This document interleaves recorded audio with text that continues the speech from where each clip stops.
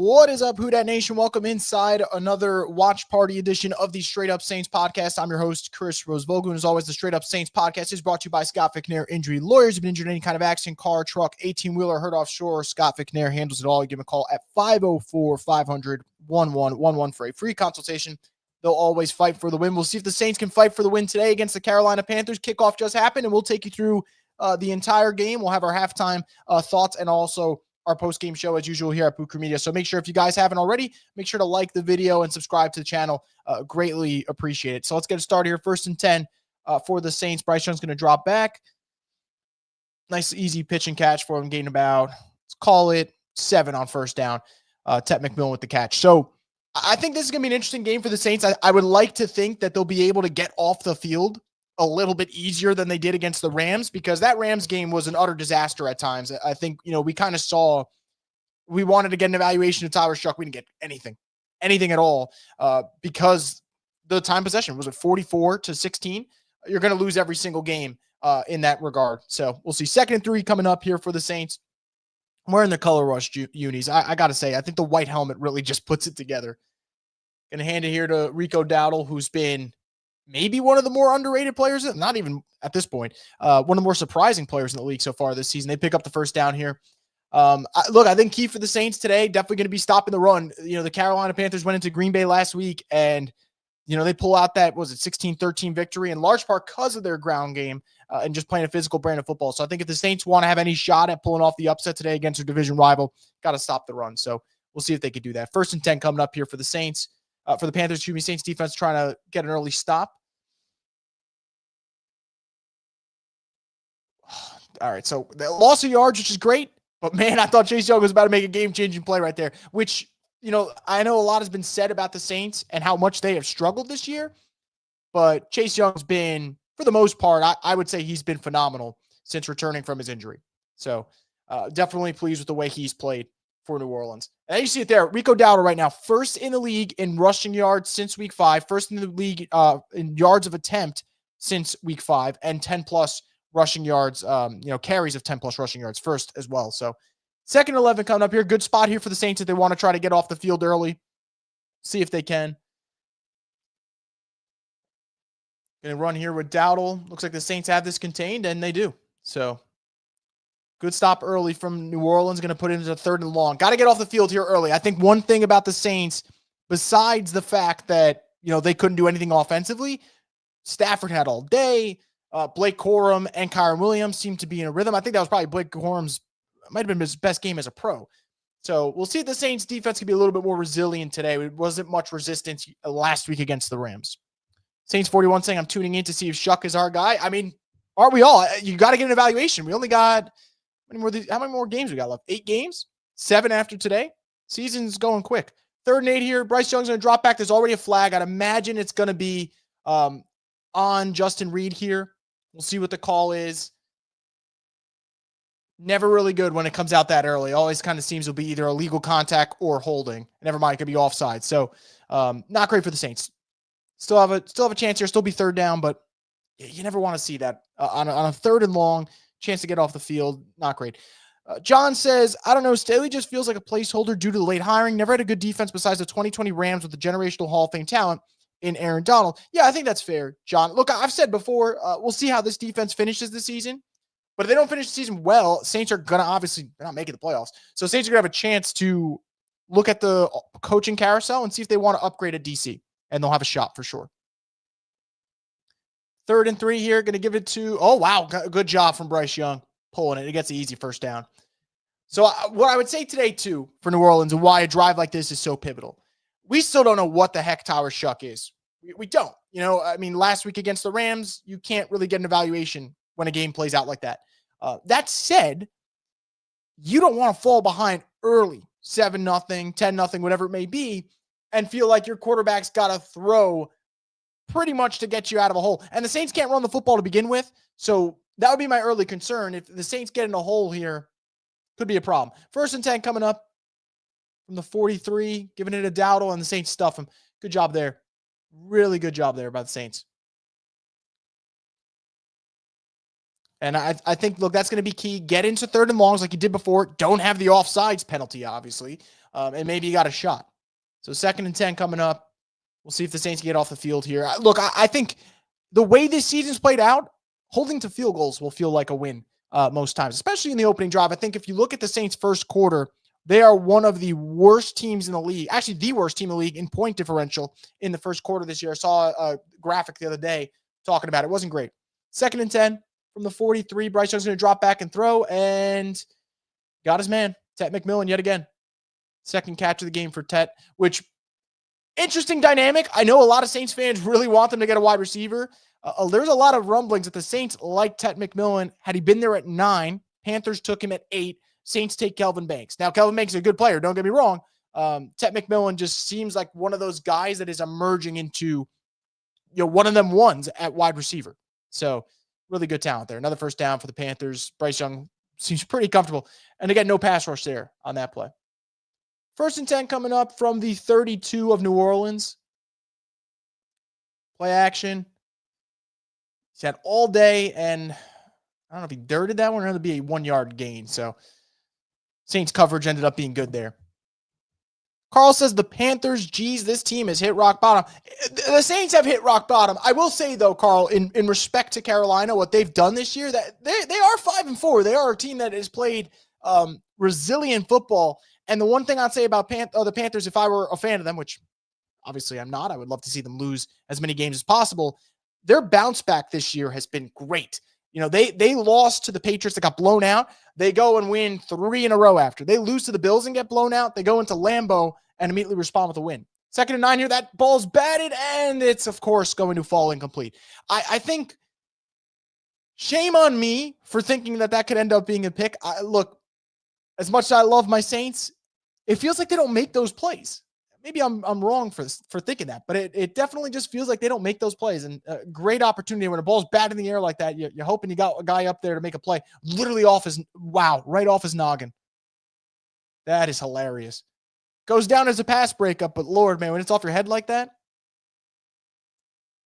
3rd and 9 coming up from the Saints 31. Let's see if they can get off the field here. Like I said, holding the 3 would be a win. They're going to blitz. And a pick from Demario Davis. Demario Davis intercepts Bryce Young, and he's going to take that to the 23 of New Orleans. What a play from Demario Davis, and what a play from the defense. What a play from the defense. There is a flag on the field, and it's roughing the fucking passer. Unfucking believable. Oh, my goodness. Oh, my goodness. You can't catch a break. You can't catch a break with this goddamn New Orleans team. You get an interception, and Justin Reed, like a fucking dumbass, hits Bryce Young in the helmet and pulls the face mask down. I mean, what are we doing, dude? What are we doing? What are we doing? And you know what's so frustrating? Justin Reed's one of your high-priced players. He's one of your high-priced players. That mistake should not be happening. That should not happen. The Saints should have the ball right now, feeling pretty good. Instead, let's just call it a buck here. They're probably going to get in the end zone in a couple plays from now. Unbelievable. Stupid teams, bad teams, they do shit like this. Rico Dowdle with the handoff here on 1st down. He's going to gain about 2, get around New Orleans' 13-yard line. What a stupid penalty, man. What a stupid penalty. Japanese Hercules says we can't catch a break. You're right. Saints 41 says it's what a 1-8 team does. Dumb shit. Yep. Absolutely. Absolutely. It's exactly what a bad football team does. Great interception by, great play from Demario. Great interception. Should be off the field. And now at the minimum, you're looking at 3. You're hoping it doesn't end up being 7. 2nd and 9 here. They're going to dump it off. Lots of space for Dowdle to operate. And he's going to get the first down. It's going to be 1st and goal from the 5. This shit like this will drive me up a wall. And it should drive you Saints fans up a wall. There's ways to lose. This is not one of them. This is not the way you want to lose. If you end up losing this game, obviously. It's nonsense like this. And especially when it comes from a high-priced player, I think it makes it even more frustrating. Panthers going to score here. Thanks, Justin Reed. Man, it feels like it. At this point, you got to say these penalties fall more. Absolutely. It's on coaching. Lack of discipline. They were undisciplined 6 weeks ago in Seattle. They're undisciplined now. Just how this team is. 1st and goal from the 5. You're going to hand it to Dowdle. Looks like he's going to get in. And yep, of course. Of fucking course. This is what bad football teams do. You get an interception on the opening drive. All the momentum can be in your hands. Give your rookie quarterback the chance with a 0-0 game to see what he can do. And now it's going to be 7-0 because Justin Reid can't play smart football on the opening drive. Fucking bullshit, man. Absolute bullshit.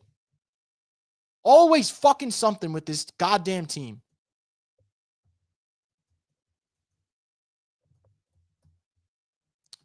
So frustrating, man.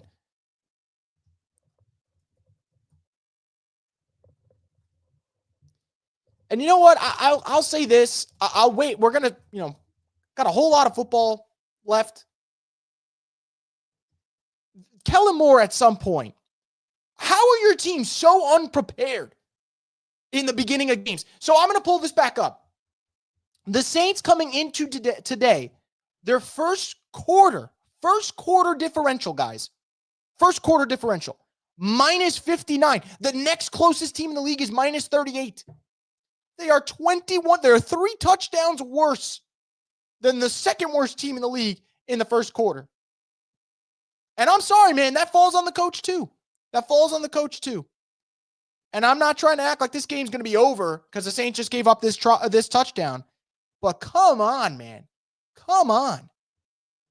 Leroy with a super chat here. Thank you for the support. Leroy says, signing Justin Reid on a rebuilding team, LMFAO. Yeah, and I'm the dumbass. I was like, I think this is a fine signing because the Saints need safeties. I didn't expect Justin Reid to play like this, and that's stupid of me. I should have expected it. He won his championships in Kansas City. Obviously, he has the individual accolades as well. I'm the dumbass for thinking Justin Reid could have been a decent piece for the Saints to at least be a leader in the secondary. And you can't lead, or at least I can't trust you as a leader when you do stupid shit like this. So once again, the Saints are going to be playing from behind 7-0. And mind you, they just took up half the fucking quarter again. So at some point, something has to change for this Saints team. At some point, something has to change. Unbelievable. Unfucking believable.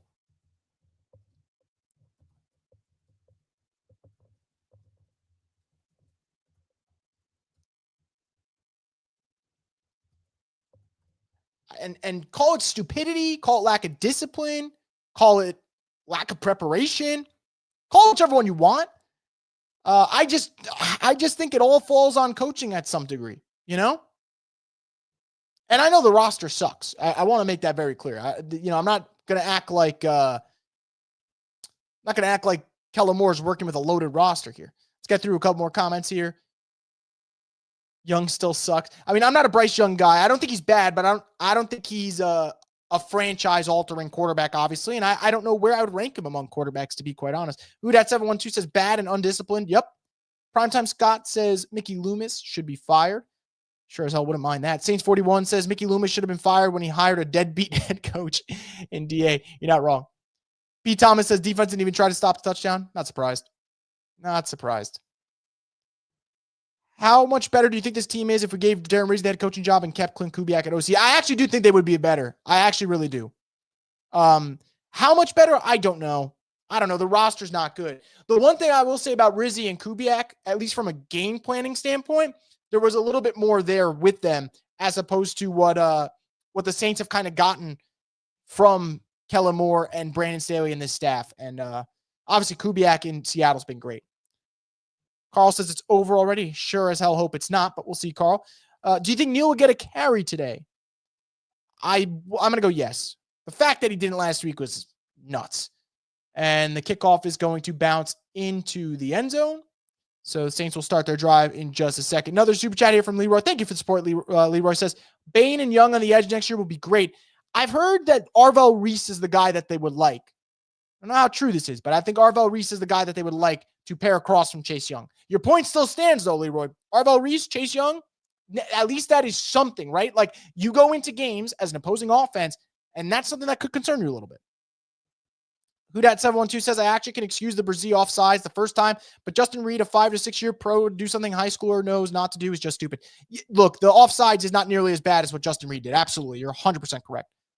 First and 10 coming up. We'll get into your comments in just a minute, guys. Let's see how Tyler Shough in the offense looks here. Going to start off with Alvin. Alvin with a little bit of a quick burst there, about a 5-yard gain to start the drive. That's probably his best run in a couple of weeks.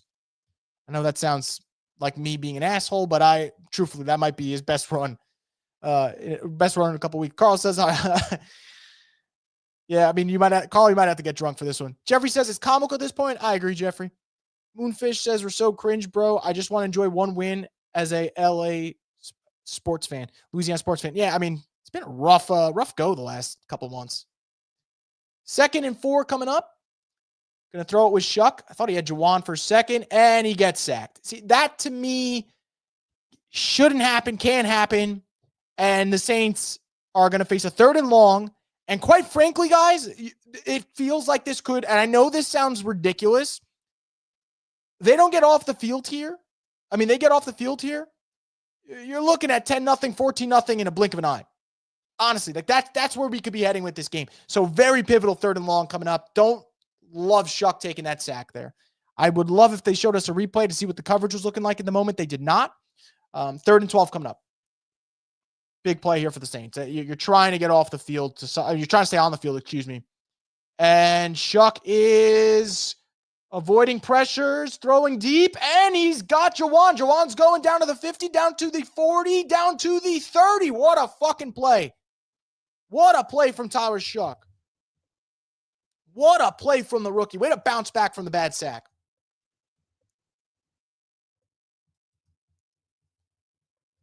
What a play. Avoids the pressure.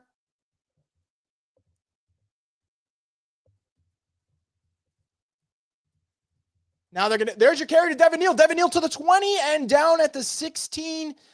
Pretty good drive so far for the Saints. Pretty good drive so far. And who would have thought, giving Devin Neal the ball, good things actually happen. Just like that, Saints are in the red zone coming up here, 1st and 10.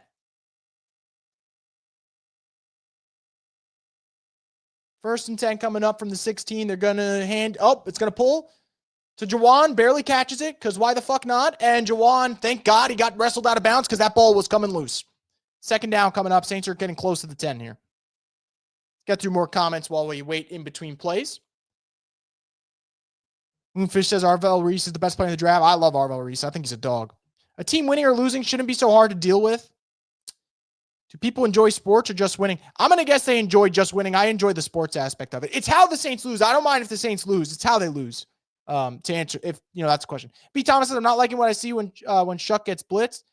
No, but again, like I said, good response on the play before. 2nd and 6 coming up. Shough's going to drop back. He's going to throw it over the middle of the field, and they are going to have Foster Moreau inside the 5. Great drive, great throw so far. I'd imagine you're dialing up an Alvin Kamara run right here. Maybe I'm wrong. Maybe I'm wrong. We'll see. Awesome drive for the rookie so far. Awesome, awesome, awesome drive. But you got to get 7. We don't want 3 here. We do not want 3 up in here.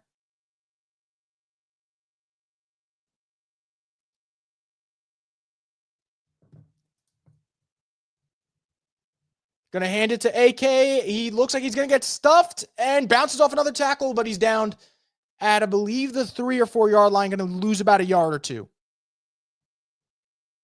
Again, like I said, guys, you absolutely need to get 7 here. So 2nd and goal coming up. Japanese Hercules says, Shough, yeah. I mean, let's see if they can finish off this drive. P. Thomas says, Juwan has butterfingers. He almost fumbled again. I know. Thank God he got knocked out of bounds there, man. Thank God he got knocked out of bounds. Taysom is in. So I think we all know what's coming up. It's a fucking run. And Taysom is stuffed. Let me just say something. Real quick. Because this is the 2nd fucking game in a row Kellen Moore has done this shit and annoys the fuck out of me. They keep either taking Shough out when they get in the red zone and playing Taysom, and it's not working at all. And then they're putting their quarterback in on 3rd down. It's like, well, make a play, rookie. I don't like that type of coaching. Now, if the Saints are going to look at this as 4 down territory, fine. At least you got 2 cracks at the end zone here. But running it, getting stuffed, running it again with Taysom, getting stuffed. And now going third down, I don't know. Let's see if Shough can bail the Saints out here. 3rd and goal coming up from the 3. Shough takes a snap. Thought he had Vele for a sec. Doesn't. It's going to throw to the back of the end zone, and it's incomplete. Was looking for Olave, and the Saints are settling for field goals because their coach is a fucking coward. I absolutely hated that play calling sequence.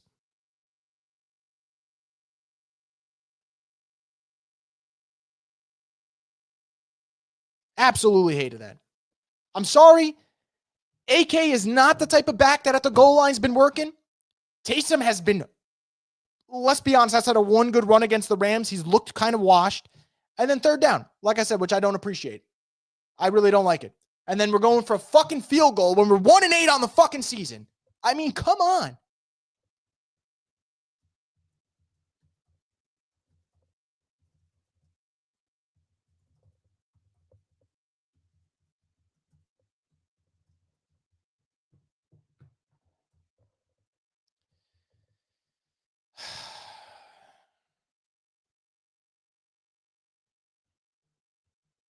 Just nonsense, man. Nonsense. And you know what really bothers me? What really bothers me is the best run on that drive came from Devin Neal. Guess who didn't get a fucking goal line carry? Devin Neal. Unbelievable.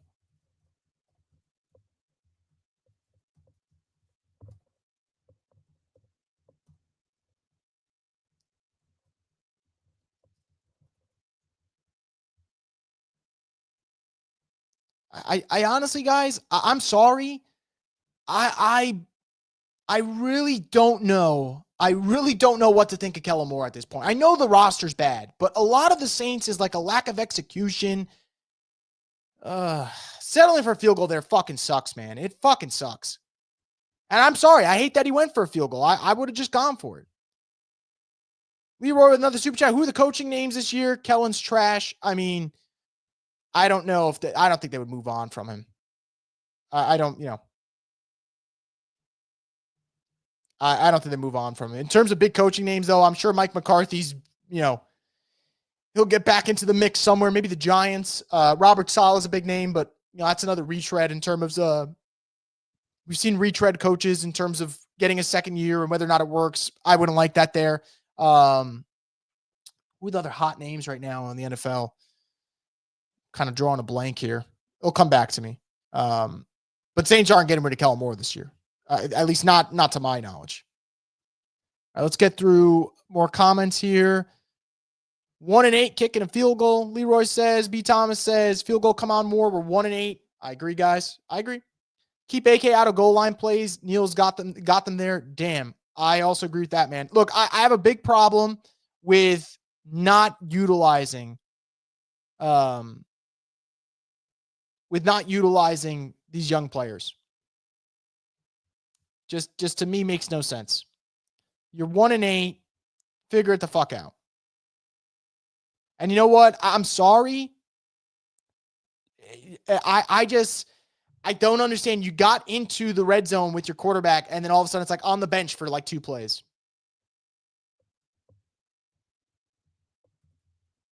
And I'd understand if it's been working. If like the Taysom play's been working, guys, I would be for it. Moonfish says, I'm so tired of having Taysom on this roster. It sucks because like I don't want to knock the player because I love Taysom Hill. But good Lord, man. He has been absolutely abysmal. Looks like he's running in fucking quicksand. Let's get through more here. Even the commentators going, what the fuck on decision to kick? Yeah, look, I mean, I don't have the commentary in right now, so you guys have to fill me in on that. So whoever's got commentary, if they end up saying something, let me know. We could discuss. Sir Purr's running on the field. I bet he could do a better job at the goal line than Taysom Hill. 1st and 10 coming up here. I'll get through the other comments that you guys dropped in. I'll get through them, guys. 1st and 10 from the 28 for Carolina. Going to hand it to Rico Dowdle. Big hole right here, and he's going to get the first down. Gain of about 15. Rico Dowdle, man, he's been a beast. I think he's a free agent after this year, so Saints need a running back. Just going to put that out there. Carl says, is LSU calling red zone plays? Kind of feels like it. Pierre says, once again, why are we doing this? Taysom shit. Neal had a good run. Still not using Vele. Now Jawan can catch. Yeah, I mean, Jawan's still going to drop one. Don't fool yourself, Pierre. He's going to drop one. Me Monk says, I don't know how to use, we don't know how to use Taysom. Good drive, though. It was a good drive. It's a frustrating end to the drive. Hel Mendoza says, Kellen Moore clearly has zero confidence in his offense to execute. Kind of feels that way. Leroy with another super chat says, Joe Woods had his defense playing better. LMAO. I still think this defense will bounce back today. You got to remember, it's the nonsense, right? Like, you get an interception early, you should feel good about it. And, you know, doesn't end up going your way because of a horrible Justin Reed penalty. Demetrius says, how big is Neal? Pause. I thought he was a power back. Well, good on using the pause. 2nd 9 coming up here, guys. Rico Dowdle's going to get to around the 43. I think it looks like 44 maybe. Devin Neal right now is listed at 213, and he's 5'11". So I wouldn't call that much of a power back. But look, Alvin's not a power back. Still jammed his ass at the goal line. Taysom literally cannot run right now. Like, nothing's going on with him in terms of speed. Still jammed his ass at the goal line. I don't know. I just think it's a lot of coaching malpractice right now.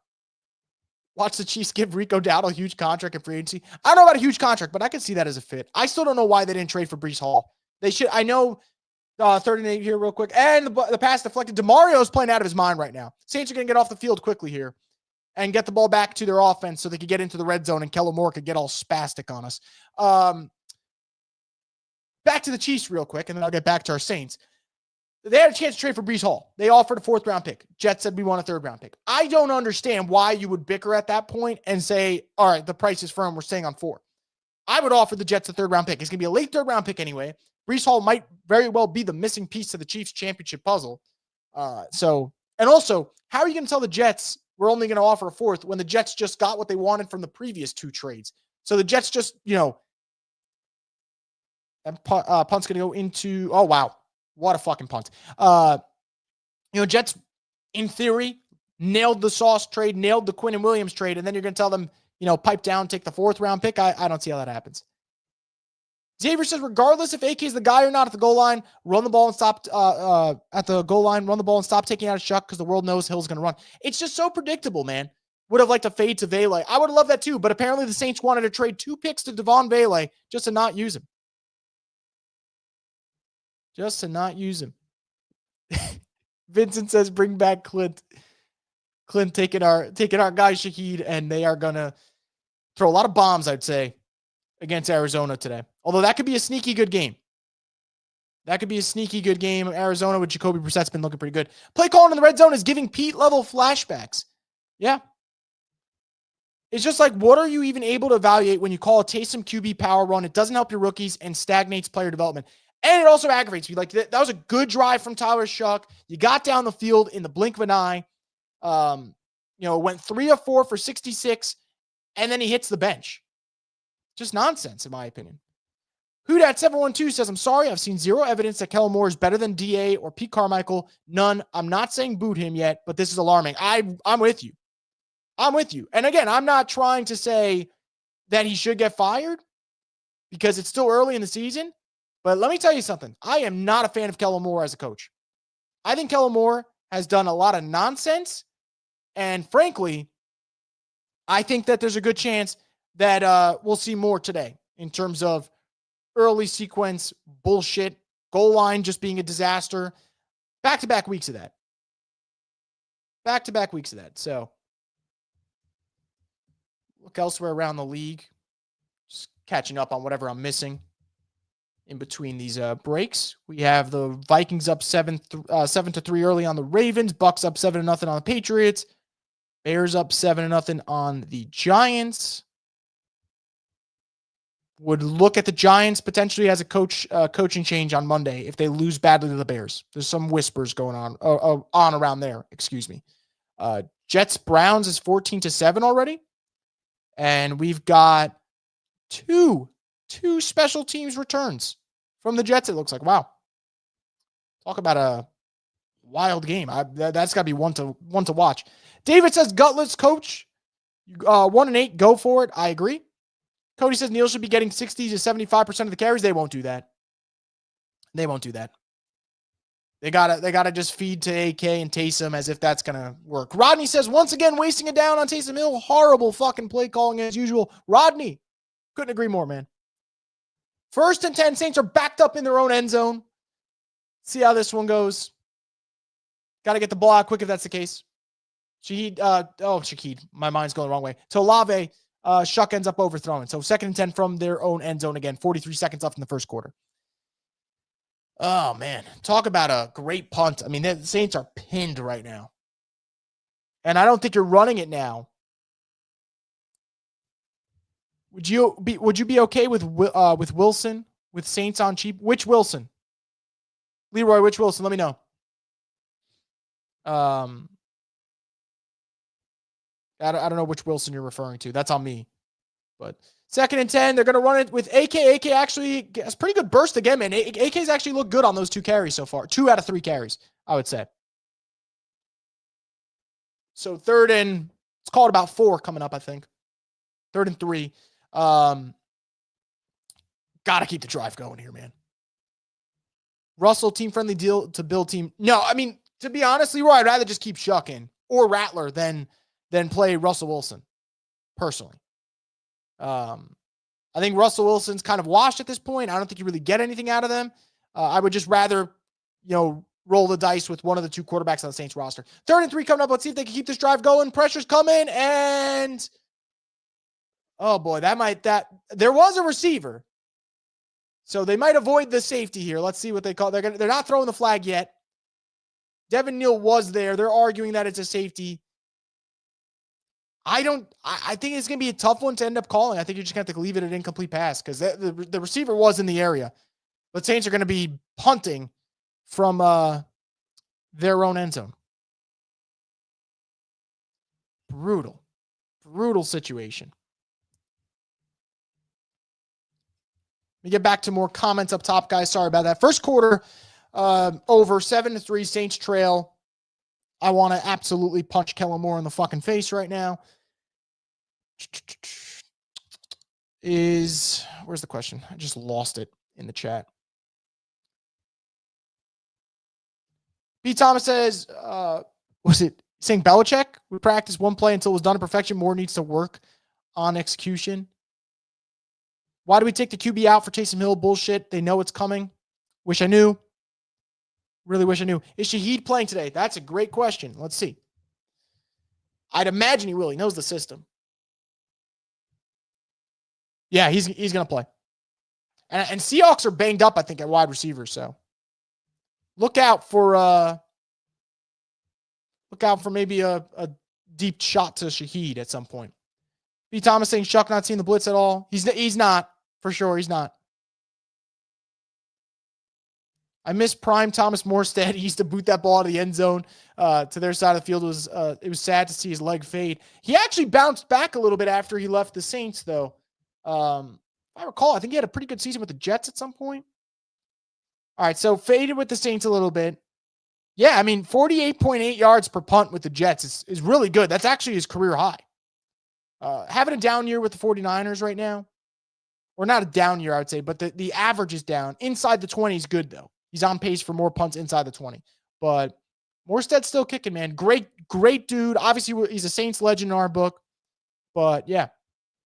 Leroy says, I like Rattler a little more just because you have to respect his legs. Shough has better speed than Rattler, actually. He just hasn't been running. But Shuck's got a 4.6, was it 4.64? Forgot what the number was, but it was in the 4.6s for his 40. So speed-wise, he's actually faster than Rattler. You got to get into that habit of using your legs more, which Rattler rookie year didn't do, and then this year used his legs a lot more, which is definitely part of that development. Goonie300 says, have you been watching Mendoza? I have. I thought yesterday was about as impressive as it gets because of the circumstances, right? Penn State's defense in the second half was excellent against him. Excellent. And you have that drive. There's under 2 minutes left. You need a touchdown to keep your undefeated season alive. Now, in the grand scheme of things, your season's not over if they lose that game. Indiana still very well could make the playoff, even if they lost that game. But obviously, the win really just the percentage it goes up a ton. All right. I think in that moment, the throws he made downfield to walk that Penn State defense down stood tough, which is something you want to see, right? He is not afraid of getting hit. And obviously, he's got good mobility. You saw that in the first half of the game. So I thought Mendoza had about as impressive of a finish to a game that you'll get from a college quarterback. Now, do I think he's the best quarterback in the country? I'm not quite sure. I am also a big fan of Ty Simpson. I think Ty Simpson is damn awesome, but how can you not like what you saw from Mendoza? Now, truthfully, guys, the ideal situation for the Saints would they finish the season with a bad record and then feel like Tyler Shough is good because then they could trade that first pick and God knows what you could get for it. Now, do I think that's going to be the scenario? No, I think that there's going to be a very good chance the Saints go into the draft going, we need a quarterback, and maybe it'll end up being Mendoza. We'll see. Get through more comments here. David saying only 1 in 16 will force the changes. It's possible, David. It is possible. All right, second quarter. 1st and 10 from the Panthers 47. Bryce Young's going to throw it deep, and I think that's good coverage. I think that's good coverage by Quincy right there.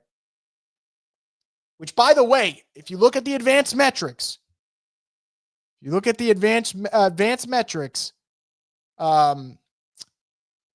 Quincy Riley's having a good year. Kelly's saying, who's better, Tom Brady or Drew Brees? Don't want to get into that, only because Drew's my GOAT. But look, it's hard to not put Brady as the best. What I would say is the arguments I love to get into are Brees versus Peyton Manning, Brees versus Aaron Rodgers. Because the problem with Brady is he has the longevity stats on top of it too. So he's got all the individual accolades and obviously 7 Super Bowl rings. Obviously that's a team-oriented thing, but it's hard not to have Brady as the GOAT. But I will argue Brees versus Peyton Manning, Brees versus Aaron Rodgers all day. Until I'm red in the face, I'll do it. Absolutely wild. Loomis didn't acquire more draft picks, but not surprised, of course. That Alontae story proves it. Yeah, I think that's something to get into. If you guys want to discuss it, obviously the trade deadline. We're going to have a break in the action here, an injury here for the Panthers as 39's coming up. I thought they got a good return on the Shaheed trade. They got more actually than they would have got back from the comp pick, which is good. Trevor Penning, you would have taken a bag of fucking Lay's for him, so you'll take that. Not moving Alontae Taylor to me is worrisome for 2 degrees. One, I don't understand why you wouldn't move him and get a day 2 pick. I think you could have got a 3rd round pick for him. Or even not. Let's say you get a 4th and a 5th for him. I would have taken it. I don't see how Alontae's part of the future. I think you're better off looking at guys like Kool-Aid. You're better off looking at guys like Quincy Riley, who's had a really nice rookie season so far. So I don't get not moving Alontae. Pete Warner, I'm guessing there wasn't anything out there for him. But Alontae's the one. And now what concerns me, so I said it was 2 parts. 1, you don't get the trade capital. And 2, my concern is that the Saints might sign him to a long-term extension. And I don't know if Alontae's the type of guy I'd want to sign to a long-term extension. Tom, Drew, Rodgers, Manning, in that order. I guess. I don't know. I might switch Manning and Rodgers. I don't know, though. I don't know. Manning's had some loaded teams, though. Need to trade back at first to 3 through 5, then trade back a second time to about 12, get a haul pick over 2 years. Well, no, my argument is this. If the Saints are going to trade back, I don't want them to trade back too far because I still want them to get a blue chip prospect. They don't have a lot of them on their team, to be quite honest. So if they're going to trade back, I just hope it's not too far. If you were to rate your top 3 quarterbacks of all time based on their ceiling and play style themselves instead of their accolades, who would be in your personal top 3? That's fun. So that I've seen,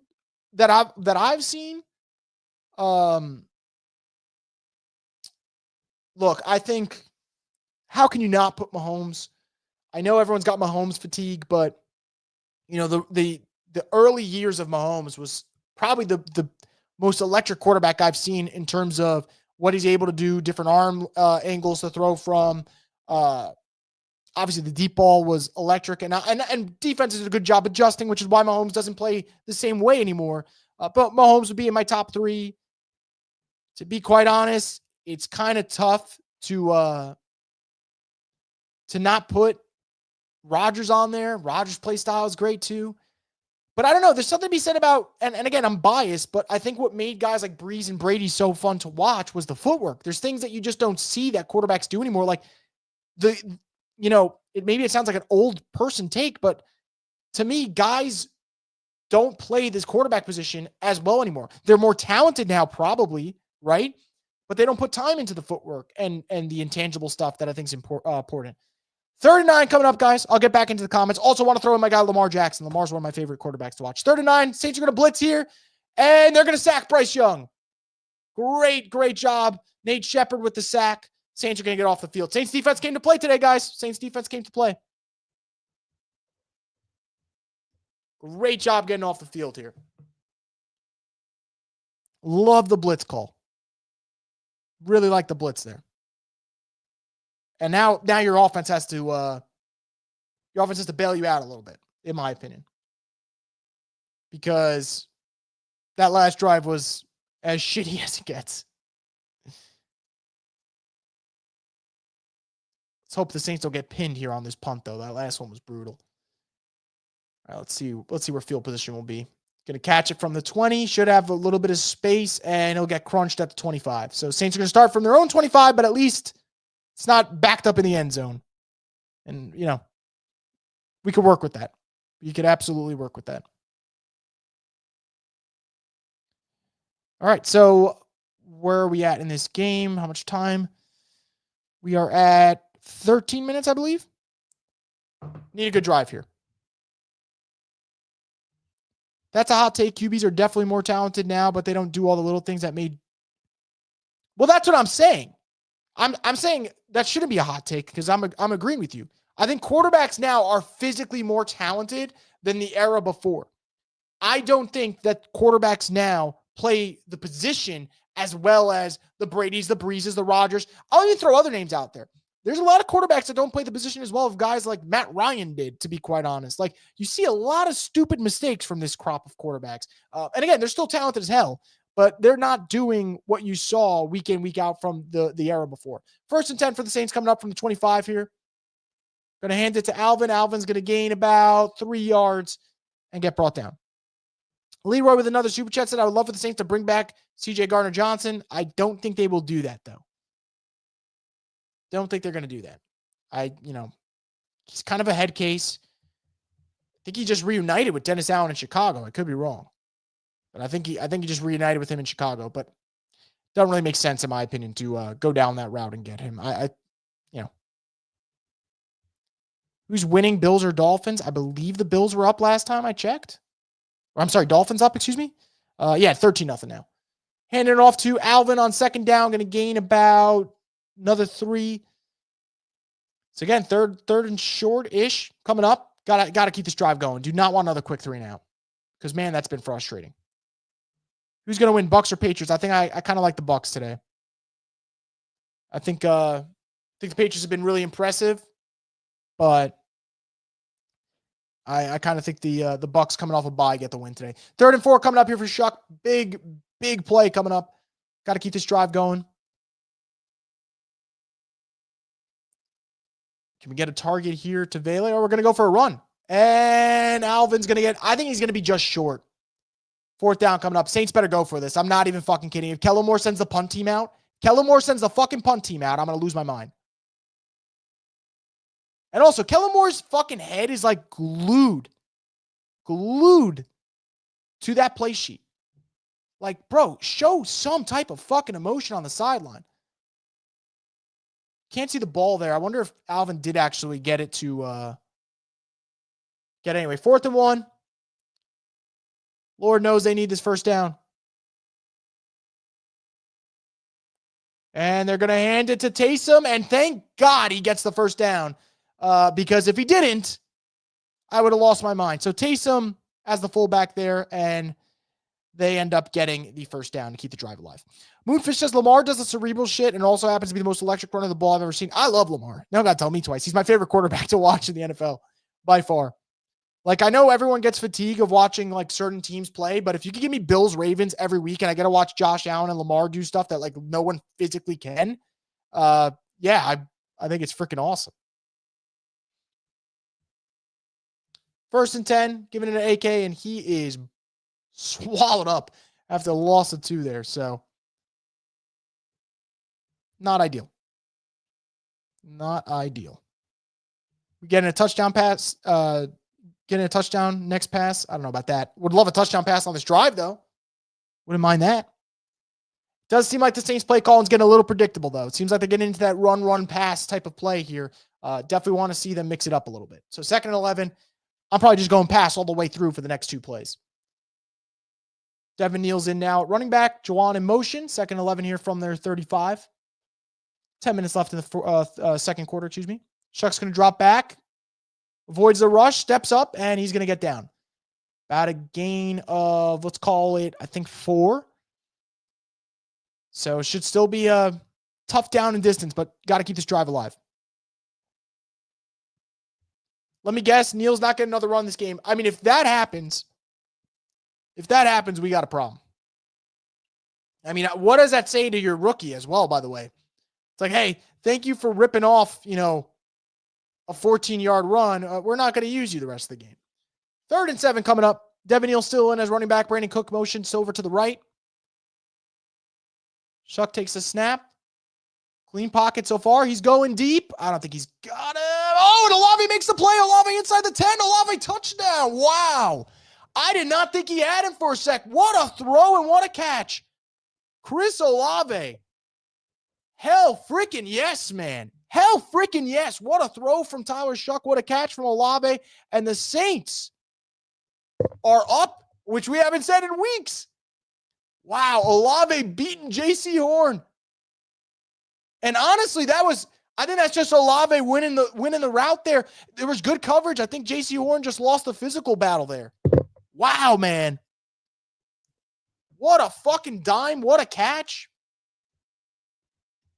Wow. Absolute dime there.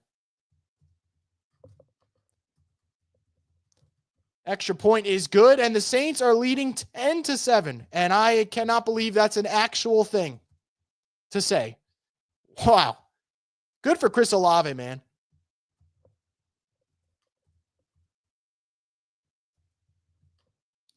He looked relieved as hell. Got the best of Horn on that route, and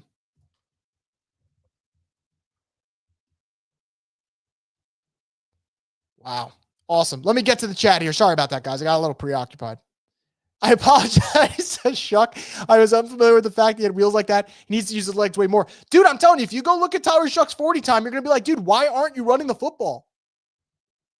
I'm not kidding. You would literally be like, yo, this makes no fucking sense. It really, sometimes it's baffling, but hey, is what it is. Is what it is. But Saints offense looks pretty good right now. And the one thing I want to say about Tyler Shough, he has been impressive on 3rd down, and he is absolutely letting that bitch get aired out.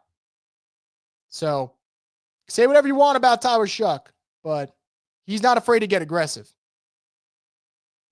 He is not afraid to get aggressive. And you know what? That's what this team needs a little bit. Japanese Hercules says, WhoDat baby? Saints 41 says, let's go 6. Moonfish says yes. Xavier says, love to see the Olave bouncing back since taking accountability. He's been awesome. Well, Shough better than Rattler as it currently stands. Wow, is that the first good play of the season? We've definitely had a couple, but yeah, that was a perfect throw. Leroy with another super chat says, wish Shaheed had more time with Tyler, if only. I know. What would have felt like a good would have been a good one. Would have been a nice celebration there. Damn, Chris was looking for 22 to celebrate with. It's the downside of trading him, you know? My fat ass is doing the gritty in my living room. Keep it in the gritty, man. Jerry G saying, sweet. Emong says, what a pass. Carl says, newsflash. Saints are winning. I know, man. 10-7. 10-7. Everyone liked the video. It does help out the channel, guys. So if you guys want to help out, like and subscribe. We definitely appreciate it here. Saints 41 says, haters gonna hate. Let's go. Most hated says, that was a big time throw. It was, man. It was a dime. Absolute dime from Tyler Shough. And look, I'm sorry. At the end of the day, what matters is that your quarterback can make plays. And I know we're all going to get into the draft and all this. If the Saints finish this, and again, this was just one play, so I don't want to overreact, but unfortunately I'm going to. If we finish the season feeling like Shough is a starting quarterback and could be their starter next year, the Saints can actually use their draft capital on actual positions instead of constantly just taking shots at quarterbacks. So again, that's just where I'm at right now. I'm not saying that Tyler Shough's going to be the guy. It's one play, but it was a damn good throw. And I feel pretty good about where this team is at in terms of,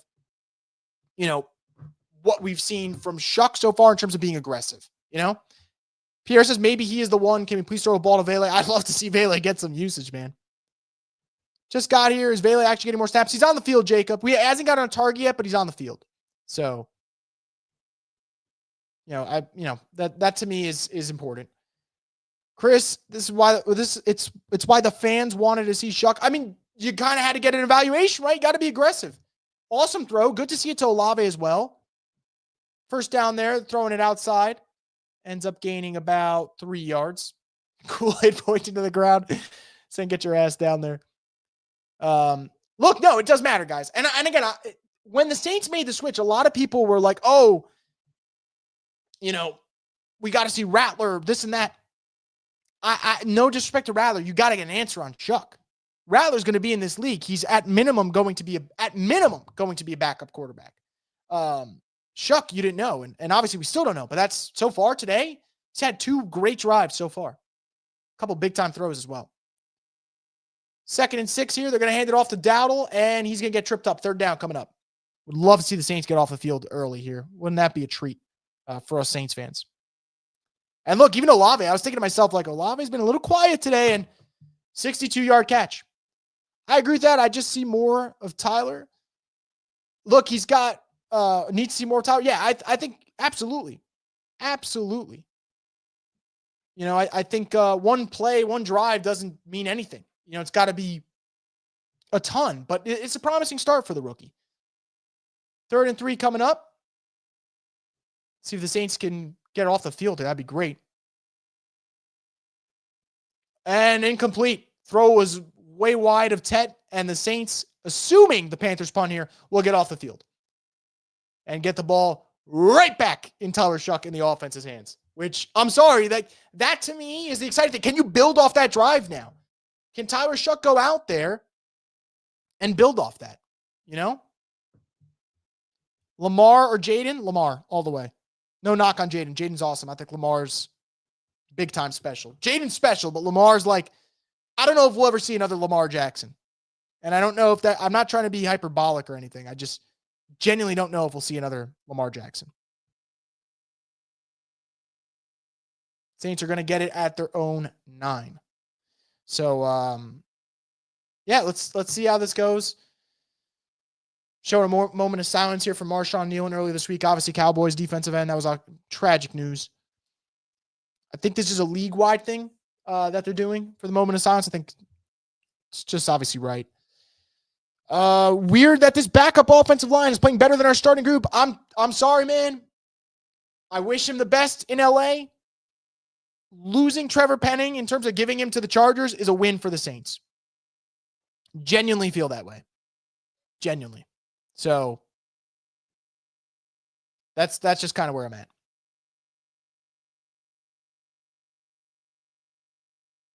So another drive coming up for the Saints. Got about 7 minutes and 43 seconds. Would love to see them get another touchdown drive. That obviously would be fantastic if you can walk away feeling like, hey, we got another call, another touchdown on the board. Would love to see that. Would also just love to see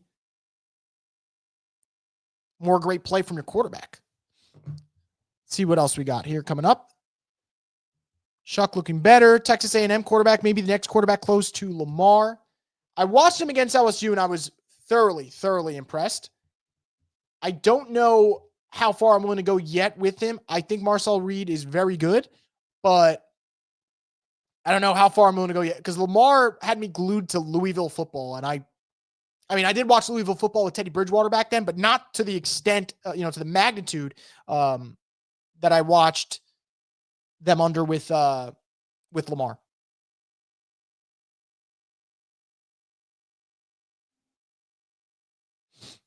So, like I said, guys, let's see, 7 minutes, 40 seconds. Saints have been the better team so far today. The one touchdown for the Panthers coming off that bad penalty. I don't know, man. Feeling pretty good about the way that this team has steadied the ship a little bit, you know? Also, Tyler Shough's stat line right now is fucking hilarious.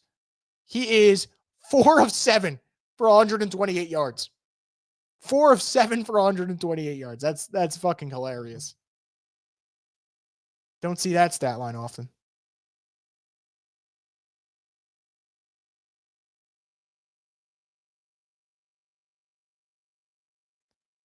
Play action. Shough take another shot deep. And, it's just, I'm not going to lie, man. They're not throwing it because the throw is low and it's a bad throw. God, wouldn't have felt good to get a call there. Love the aggressiveness from Shough, though. Absolutely love the aggressiveness.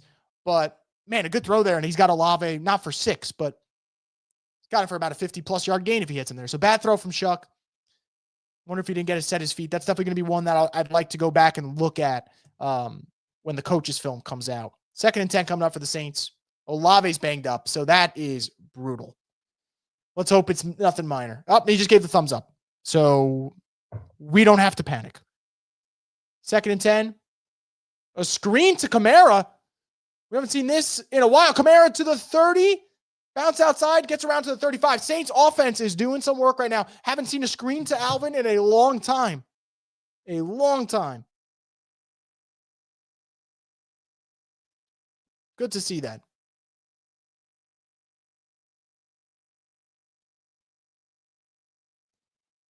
Rolling out here. Shough's going to hit Foster Moreau just little outstretched. 2nd down coming up. Those are the ones that I want to see Shough be able to hit. And I would say those are the ones that we haven't seen enough from yet. So hopefully we'll get to see that. Always love when they wear the all whites and the gold. I love the color rush with the white helmets. I think it looks awesome. I'm seeing shades of Jameis with that play style and arm.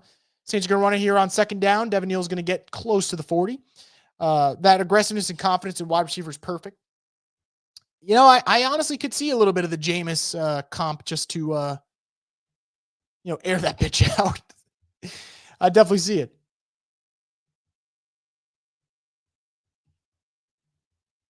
Speaking of awful penalty on Reed, do refs ever take into account what's actually happening during the play? Reed wasn't even trying to hit Bryce. He wanted to try and bat the ball. No, but look, the problem is he hits the face mask too, kind of yanks it a little bit. It just can't happen. The penalty just shouldn't happen.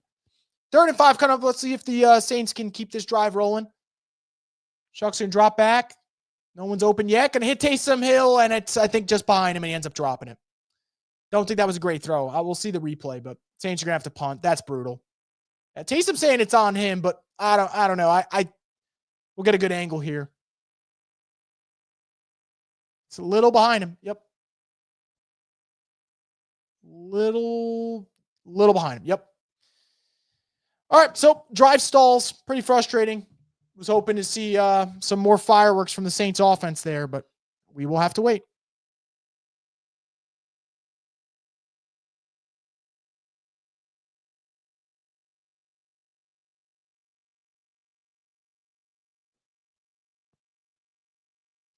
Punt's getting down to the 12. All right, so let's see if the Saints defense can get off the field again. 6 minutes left. We'll see how it shakes out. I just got the dumbest reply on Twitter. Some guy said, at this point, there's no upside to winning any more games. I kind of disagree, man.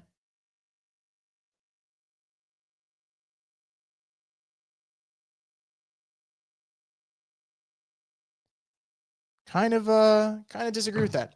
All right, guys. So 6 minutes left in this first half. I think it's pretty clear in terms of observations. We've seen a more aggressive offense downfield. I think defensively, they've definitely tightened the screws a little bit since that first drive. Would love to see them get another stop here. Ideally, what you want is a chance to get into your 2-minute here and double up. Get points to end this half, get points to start the second half. That's ideally what you want to do. I'd rather lose the first overall pick if it means we go on an insane run so we have hope for next year. I'll put it this way. I'm not saying this guy's going to be that because, quite frankly, he's had more bad throws today than good throws. That one throw to Olave was awesome. But if the Saints finish this season feeling like Shough could be their franchise quarterback, to me, that matters way more than the draft pick, Because if the Saints were hypothetically, they finished the season, they're like, man, we got a guy in Shough. And I'm not saying they do, but let's say they feel like he can be a Jared Goff type of quarterback. Let's just say. Then I would be like, okay, I feel much better about this team, than I would months ago. So, and quite frankly, guys, the draft picks that we're talking about here, I love the idea of them adding Caleb Downs or Arvell Reese or whoever you may want to pick. Could be a quarterback, Fernando Mendoza. You trust Mickey Loomis? You trust Mickey Loomis to make that pick? I don't. We draft best player available if we know we're good on QB. Yeah, I agree. I agree, Pierre. And what a luxury that would be, because I think the Saints roster in general right now isn't great. So to add a pass rusher or a star safety, like, you kidding me? Like, to me, that's more exciting. The thought of Shough being a good quarterback and having Arvell Reese and Chase Young on your defensive line is far more attractive to me than the Saints drafting Mendoza and hoping Mendoza will work out, If Shough just ends up as a solid starter, shit, I'll take that because I don't trust this year's QB class. I mean, that's part of it. That's definitely part of it. And look, I think a lot of us are, this goes for a lot of people. Chris Olave is going to the medical tent, by the way, so we'll keep you guys updated on that. A lot of people want the franchise guy. Outside of the top 4 to 5 quarterbacks in the league, everyone's kind of in that realm of, you're good. I don't know if you're great, but you're definitely good. And you just try to see if you can build a good roster around them to see if you could be a contender, For example, I don't view a guy like Dak Prescott, who I really, really like. I'm a big fan of Dak Prescott. I don't view him as an elite quarterback, but you would take one of those guys in a heartbeat. You would take Jared Goff in a heartbeat. So if you told me I get a quarterback that's good, maybe not great, I would still take that option if I could. 2nd and 9 coming up, guys, here. Saints are going to send this corner blitz with Alante, and Cam Jordan is going to get the sack. Cam Jordan getting the sack. The defensive line has been fantastic. 3rd and long coming up at the Saints. If the Saints can get off the field here, they could double up before the half. And man, wouldn't that feel good if the Saints could double up. Cam Jordan coming through. Defensive line's been fantastic. Defensive line has been fantastic today. This so far feels like the type of game where if they lose, even though they are 1-8, it's still going to fucking hurt if that's what happens. By the way, that is Cam. He's now at 3.5 sacks on the season. So 3rd and 18 coming up, throws it over the middle, and the Saints are going to get off the field. Give a nice little round of applause for the defense, the way they played so far. 10-7, 4.5 minutes to go. This defense is playing really well. DeMario's brought the juice today, man. DeMario's absolutely brought the juice.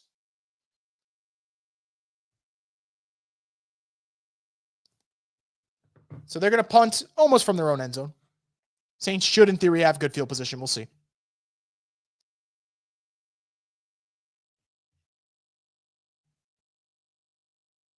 Almost had a chance to block it there. What a punt, man. He's going to field it from his own 25. And he's going backwards. He's going fucking backwards. Why are we going backwards? And he's going to get back to the 25. And there's a flag. So, good God. Talk about flipping field position on a punt. Holy shit. Do the Saints get the ball to start the second half? They do. They do get the ball to start the second half. Wild take, but what if everyone was asked to avoid getting traded? Now they're actually trying. I don't think that was Xavier, but wouldn't that be the fucking funniest thing in the world? Wouldn't that be something?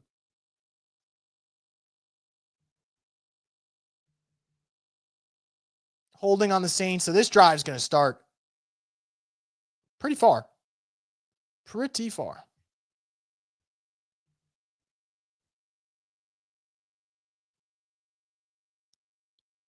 See what Shough's got here. We got about 4 minutes left in this first half. What a punt by the Panthers, by the way. I mean, seriously. Sam Martin's That's an insane punt. They punted from like their own 20, and all of a sudden the Saints are going to be operating from where the fuck are they going to be operating from? Let me pull up the official number on that punt, because I'm quite perplexed on that one.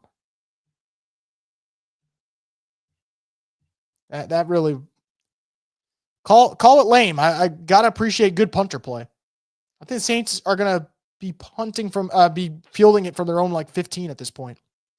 So about a 70-yard punt probably when you add in the penalty yardage. All right, so for this drive, guys, I think with 4 minutes left, running the ball still could be on the table. I'm not going to say that it won't, but love to see Shough get into rhythm if you could. Because even though we did have that one big throw to Olave, we haven't really seen him in rhythm. We've seen one awesome throw. We saw one on the run to Jawan. But we haven't seen a lot of timing and rhythm from this offense, similar to what we saw at the end of the first half against the Rams. Like, if you get back to that, you'll feel pretty good. Got more comments here. Let me get through them. Must be nice to have a punter.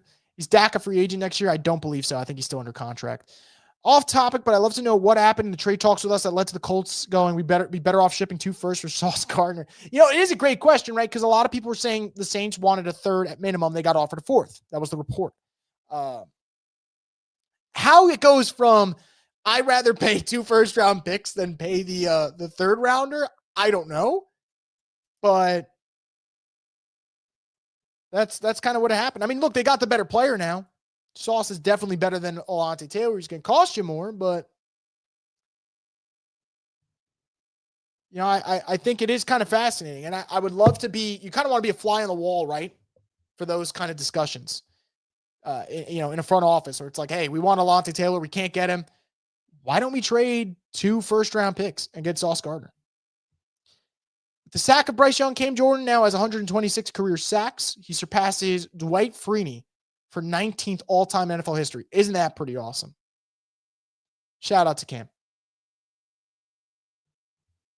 Saints O-line is why Loomis needs to be out after the season. I think it's a great point, right? How many resources have they put in? And hasn't really hit. Cam Jordan franchise ranks for the Saints. First in sacks, first in tackles for loss. First and 10 for the Saints coming up here from their own 16. Going to start it with an Alvin run. He's going to get about 2 or 3. Second down coming up. Bryce Young has regressed, Paul says. I think Bryce Young, to be quite honest, is one of those quarterbacks who you just got to take the good with the bad with him. Definitely a lot of inconsistencies. His completion percentage isn't great career-wise. He's kind of been the same quarterback he was last year, to be honest. He'll probably finish with better numbers this year, though. I think Marcus Colston's better than Olave. I mean, Marcus is my guy. I love Marcus Colston. Love to be a fly on the wall, and Mike Vrabel found out they traded A.J. Brown. Funny. Second down coming up. Throws to Devin Neal. Devin Neal is going to get tripped up after a gain of 1. Man, had he broken that one off, that's getting you an easy first down. Third down coming up for the Saints here. Tony says, get behind your quarterback. Shough will be a 15-year QB. He's going to play till he's 41? I mean, hell yeah, if that's the case, but I don't know. 3rd and 6 coming up. Shough trying to get everyone set. Don't really want a quick 3 and out, but we'll see what happens. Panthers only sending 4. Shough hits Devin Neal. Devin Neal is going to get the first down. That looks kind of scary. I'm not going to lie. I thought Shough was going to get sacked and ends up hitting Devin Neal. I would play Devin Neal a little bit more. Injury timeout for the Panthers here. So we're going to take a break here in the actual action, not a break here on the live stream. What are your thoughts on the Saints allowing Shaheed to the Seahawks, even though the Steelers pick would have been better? Do the Saints run like a mom and pop shop instead of an actual business? I don't know if that report's true, though. I did see that report. I'm hoping it's not true, because if that's the way the Saints are operating, then I don't know, man.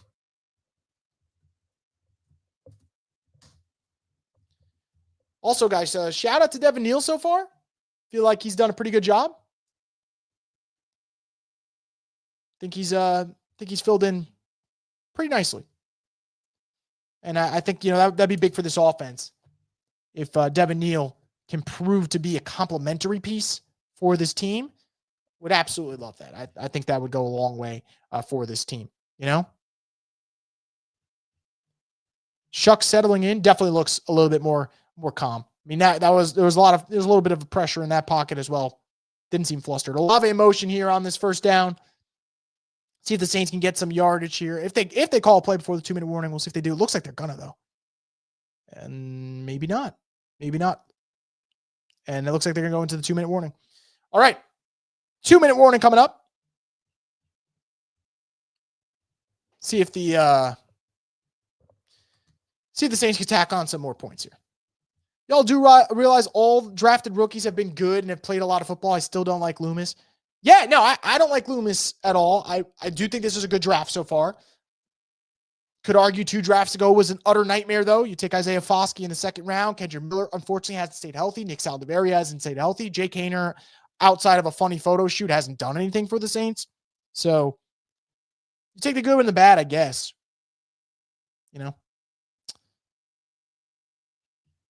But yeah, this draft so far, it's been a winner for the Saints. It's been a winner.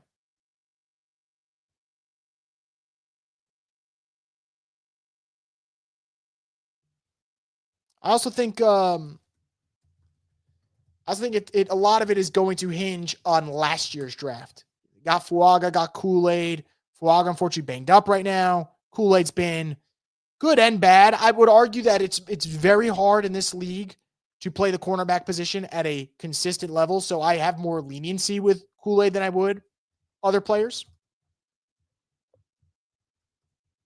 And by the way, guys, with the halftime coming up, just a reminder, we're going to kind of shift gears into our halftime show. We're not going to move from this live stream. We'll just change it up a little bit. We'll get into your guys' comments more than anything. Jediah says, any Vela yet? No targets. No targets his way yet. Only guys that have been targeted so far have been Devin Neal, Taysom Hill, Foster Moreau, Alvin Kamara, Juwan Johnson, Chris Olave. So everyone other than Brandon Cooks and Vela. Although I've also seen Mason Tipton on the field.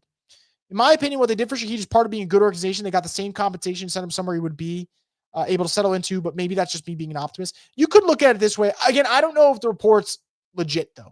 I have not seen it confirmed yet by a source that I really, really trust.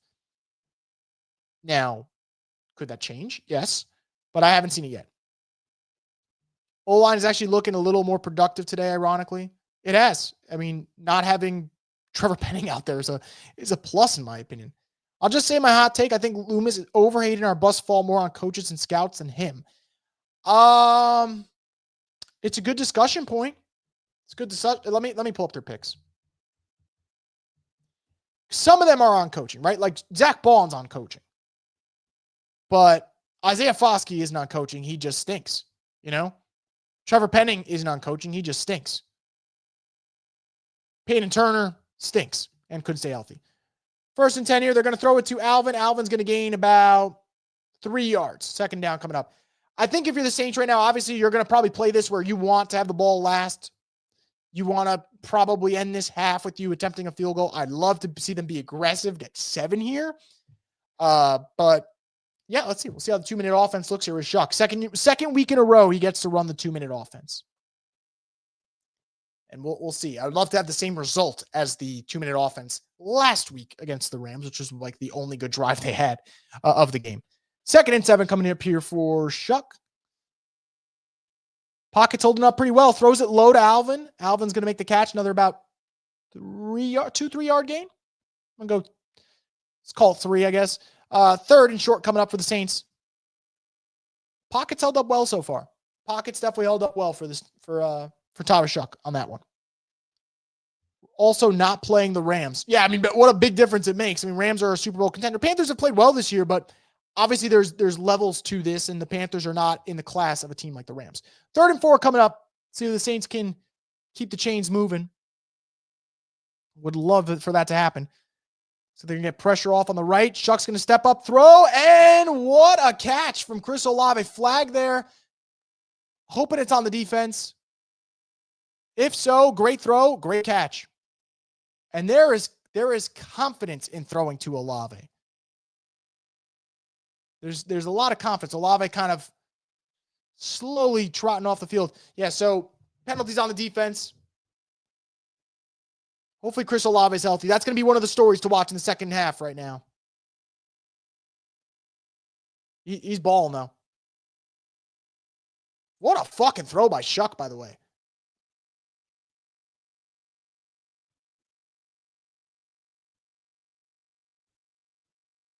Got absolutely lit up on that one.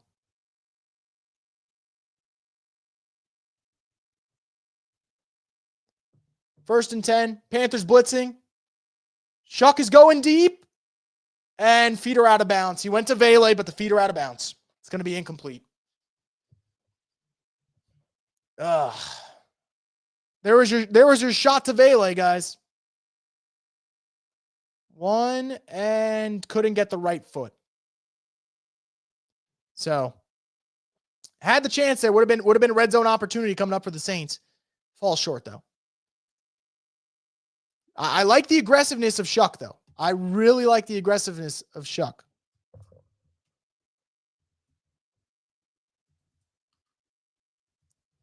Second and 10. Carolina's 46. Just a four-man rush. He's going to throw it out wide to Olave. I think it's becoming very apparent early, guys. Tyler Shough, he knows where to go. He knows where to go with the football in terms of who he wants to get his first read to. And it is, right now, Chris Olave, as it should be. 3rd and 5, 40 seconds left. Saints haven't used any of their timeouts. I think if they get this first down here, you'll see a little bit more aggressive play calling here. Feels like you're running out of time. They're going to run it with Alvin. I fucking hate that play call. I hate that play call. I hate that play call, man. I'm sorry. I hate that play call. Unless you're going to go for it. If you're going to go for it here, I'll live with it. Because as a 1-8 football team, I will take the Saints being aggressive. Running it up the middle with Alvin never works. I'm sorry. It just doesn't work. Hale Mendoza says, still can't believe he traded a 4th rounder for a guy Sean Payton said gave him vibes. Yep. 2 picks, man. A 4th and a 7th for Vele. Absolute waste.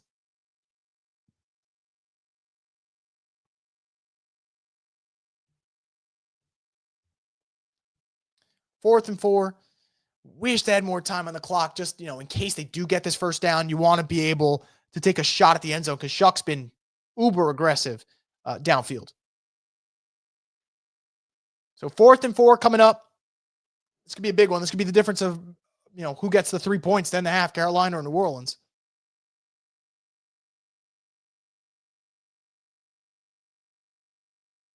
And I don't know if they're going to go for it. And Kellen Moore is going to call timeout. You are 1-8, Kellen. You are 1-8. Go for it, please. Please. Wish I could be watching right now. Does Shough look like he's developing well? He does. He definitely does. And they're going to attempt a I'm just going to say something, guys. They attempt a 59-yarder with Groupie misses. Come on. Come on, man. Trust your fucking players. Give them a little confidence. Give them a little bit of confidence. So far, Shough looks like someone you can build around. So far today, he has, yeah. Saints are going to go for it. Nice. Let's see, though. They only got 17 seconds on the play clock. I don't know if they're going to be able to get a playoff here. Unless their plan is they don't mind taking the delay of game and then punting it. But I would rather see them go for it here. Come on. 4th and 4. Olave's in motion. The snap. Bad snap. And it's a penalty on the Saints. False fucking start, man. False start.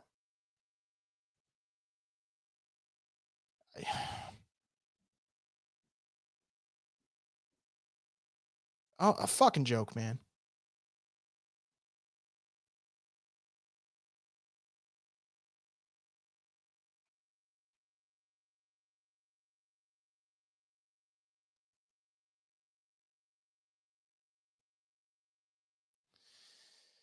What do you guys think, huh? Am I wrong for thinking that that's just absolute nonsense from Kellen Moore? I think this is what he genuinely wanted. I think he wanted a fucking punt, to be quite honest.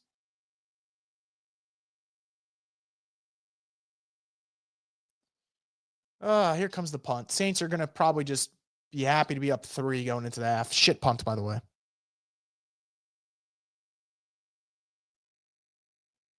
Two fucking timeouts, and it becomes a penalty. I just hate how Kellen Moore operates in certain situations.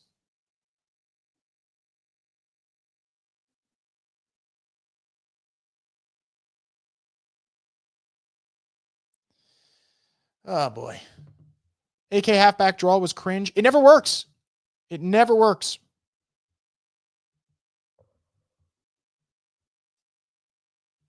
Absolutely never works. So Panthers got about 21 seconds left. I don't know if they'll be aggressive or not.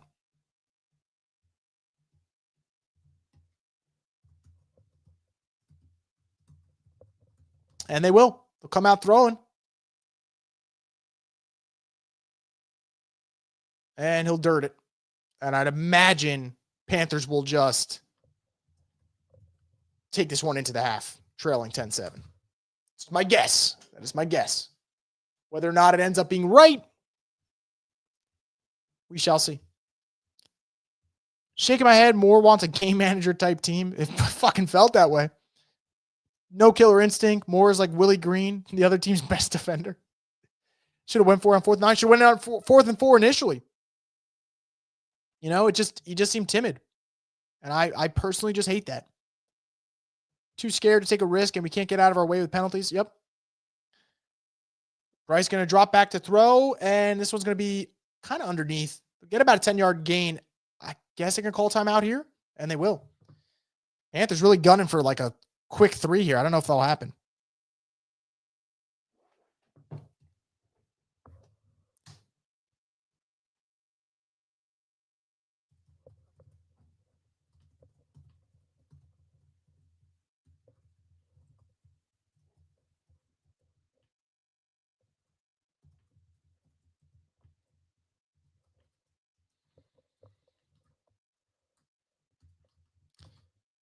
Ten, 7 seconds left, guys. Excuse my silence on that one. B. Thomas says, other teams being aggressive is a nice sight to see. Yeah, I mean, look at the Panthers being aggressive here. And this hasn't been a good half for them. And they're still full throttle, you know? False start here on the Panthers, so I'll back them up. It's almost like a sign from the fucking football gods saying just end the half. Just end the goddamn half.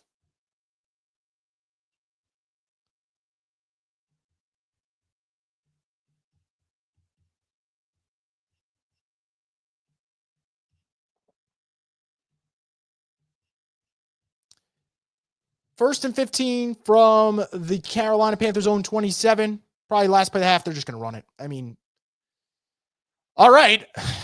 All right. That's the end of the first half. Saints are going to have a 10-7 lead. And with that said, we are going to now jump into our halftime show here on the Straight Up Saints podcast. Let's get into it.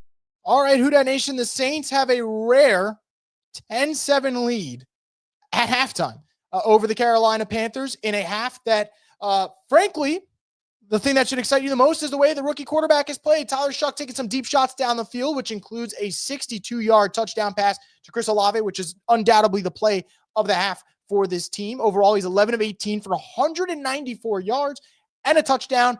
Run game hasn't looked bad at times. Devin Neal's got 2 carries for 20 yards.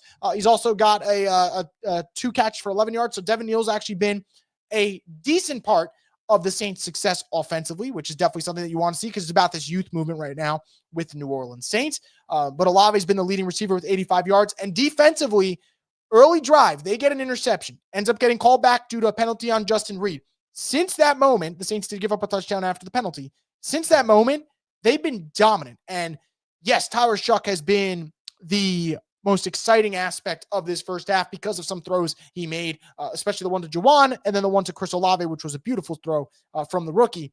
The defense has been the story, though, in terms of what has set the tone because that defensive line is winning their matchups. Cam Jordan has looked phenomenal so far. We've seen Chase Young get close to making one of those game-breaking plays. Demario Davis has been all over the field for this team. We've seen some pass breakups from Kool-Aid and Quincy Riley in terms of just playing pretty good coverage against the Panthers team that, again, coming off a really big win against the Green Bay Packers. So far for me, really impressed with Tyler Shough.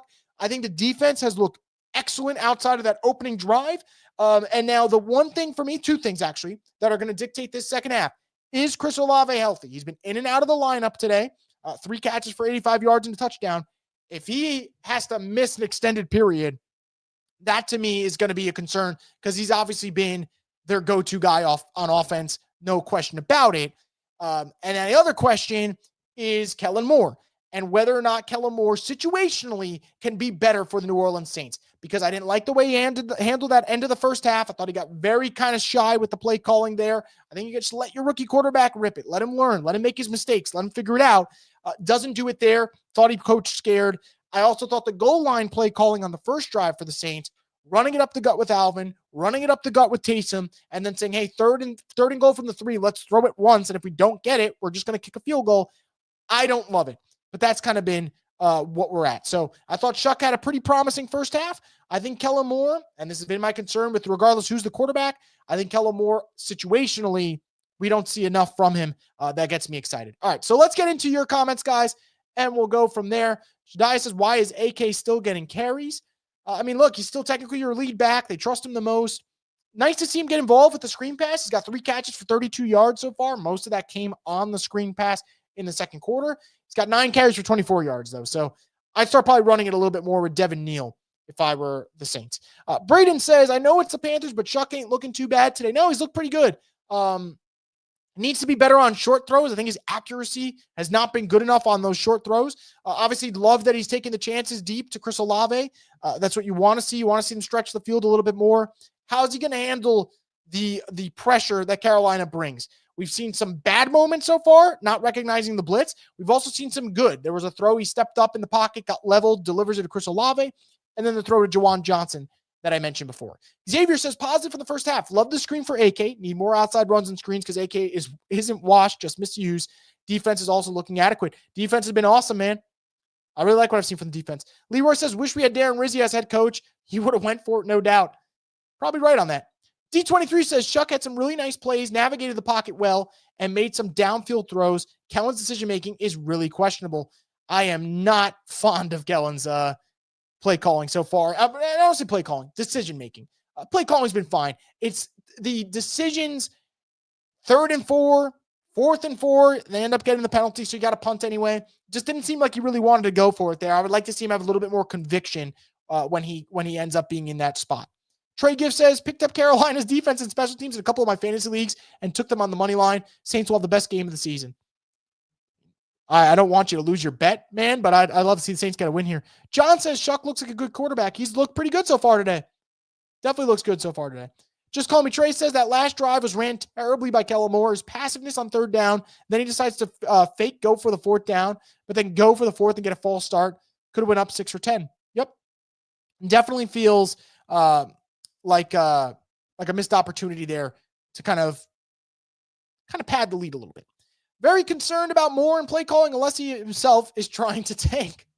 Crafty76 says run game now has room to run with a vertical passing game. A little bit more for sure.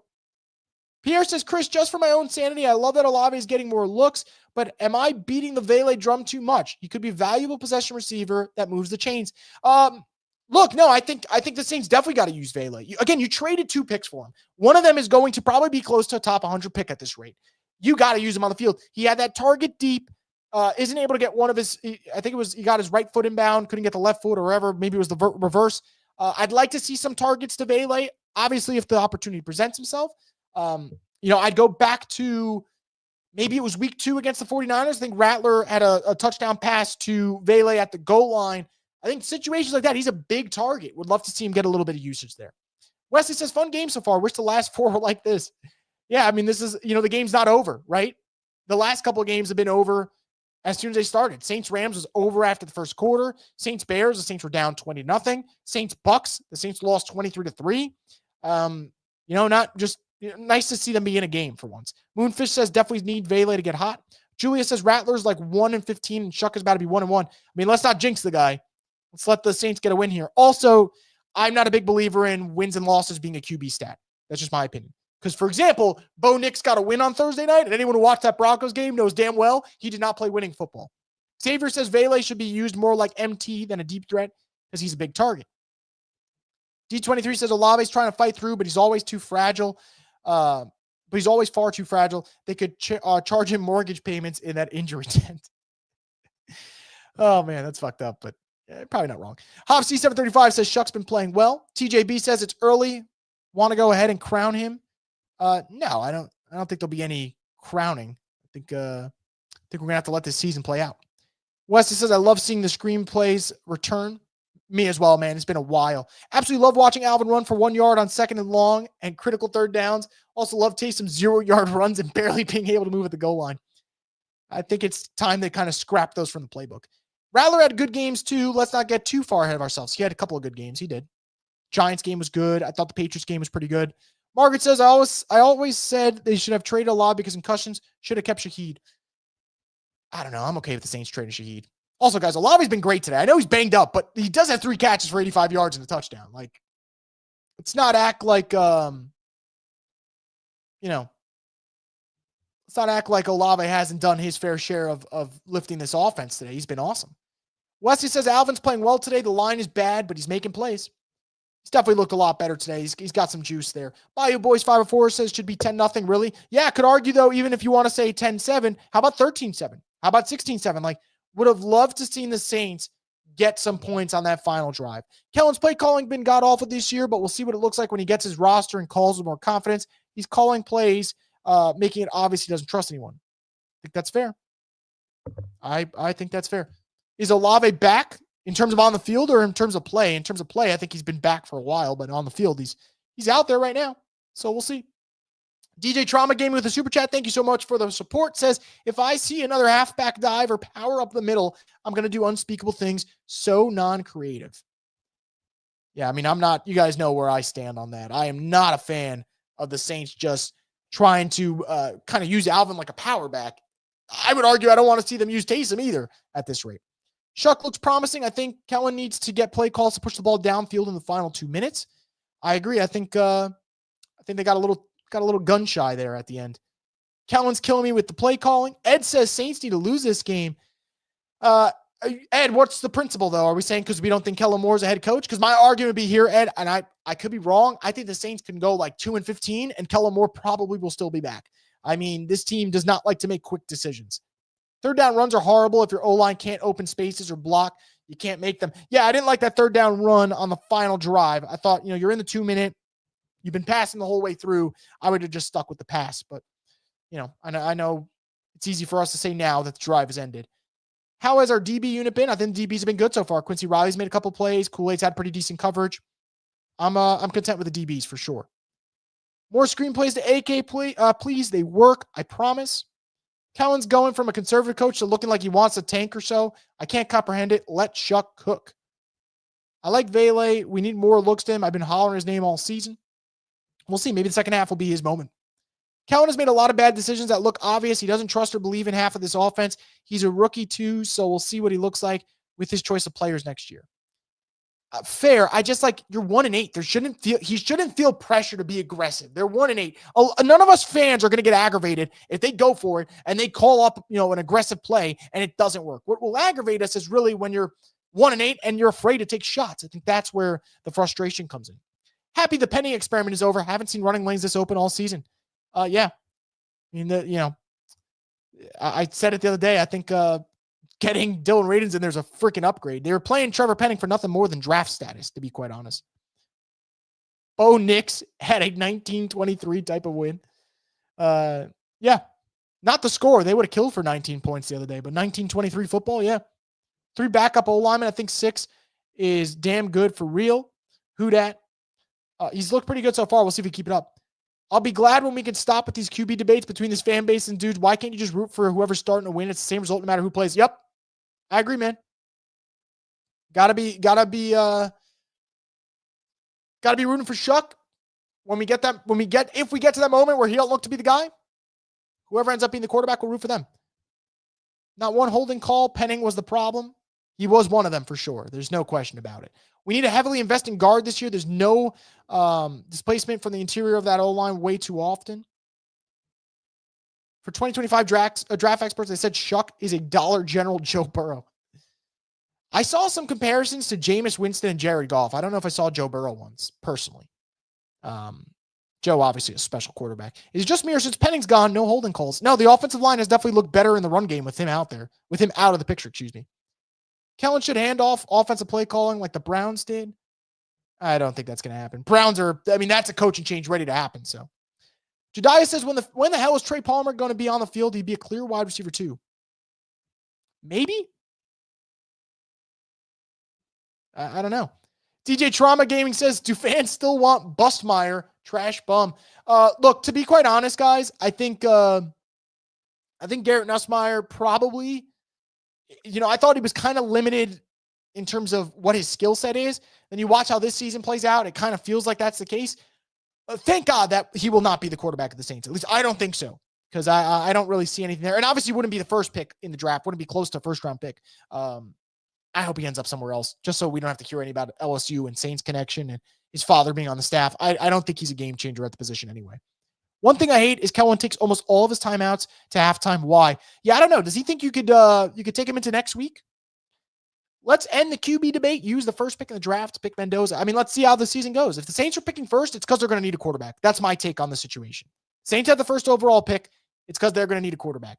Because I don't think that the team is good enough with bad quarterback play to win a lot of games later on and be out of the number one draft pick sweepstakes. False start on 4th down. That's it. Yeah, and that to me was more so the undecisiveness of whether or not they want to go for it. I better not see another draft where we wait until the 5th to pick a wide receiver, tight end. We've invested in defense and O-line enough. We need offensive playmakers. I totally agree with that. Could use a tight end, could use a wide receiver. Definitely need more. Definitely need more. Ed says Kellen Moore's horrible in situation football. I agree. All right, guys, the second half is underway. We're not going anywhere. We're staying here. Saints are getting a pretty decent return out to the 36 or 37.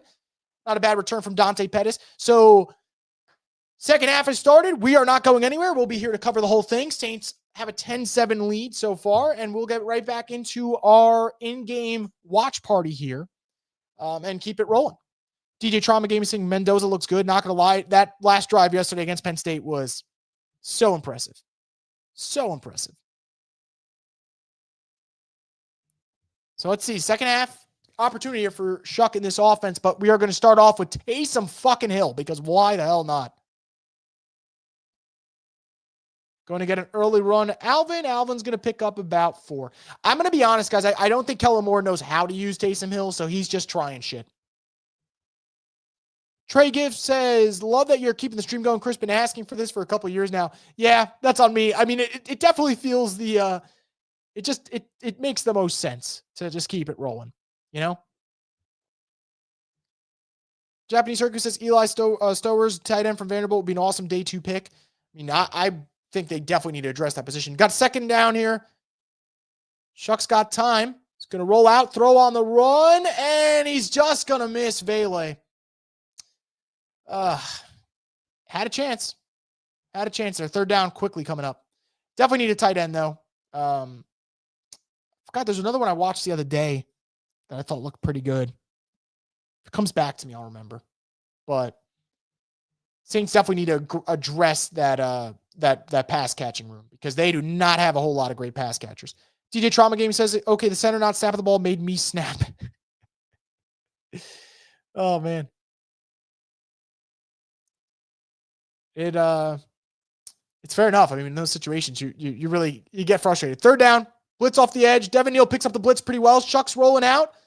I think he's got the first down if he wants it, and there is a flag. We'll see if the flag is in the area of defense or offense, but as things currently stand, the run's good enough, but it's holding on the Saints, so it's coming back. Brutal. The run was good enough to get the first down. Dylan Radins with the hold. So there we go, guys. We talked about not having any holding penalties in the first half, and right out the gate, Saints get called for one. It is the right call, though. Radins clearly holding the inside of the jersey. If he doesn't do that, Shough probably gets brought down. So tough, though. Tough. 3rd and 17, though. I don't want to see the Saints just play it safe with like a fucking running back draw, but knowing Kellen Moore, I could see it, because quite frankly, Kellen Moore does not call plays with conviction.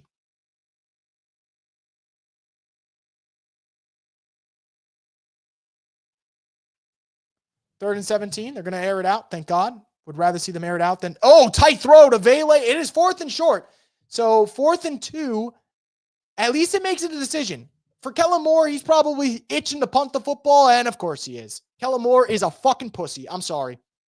I'm sorry.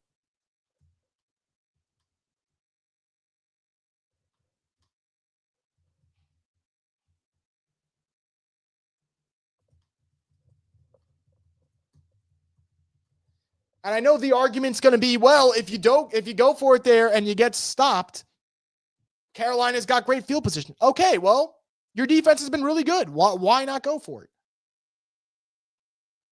And also, for those who want to see Vele get his targets, he's got 2 on that drive alone. So maybe we'll see a little uptick there. See if the Saints get a good punt or not. All right, at the 10. Live with it. God forbid they go for it, man. God forbid they go for it.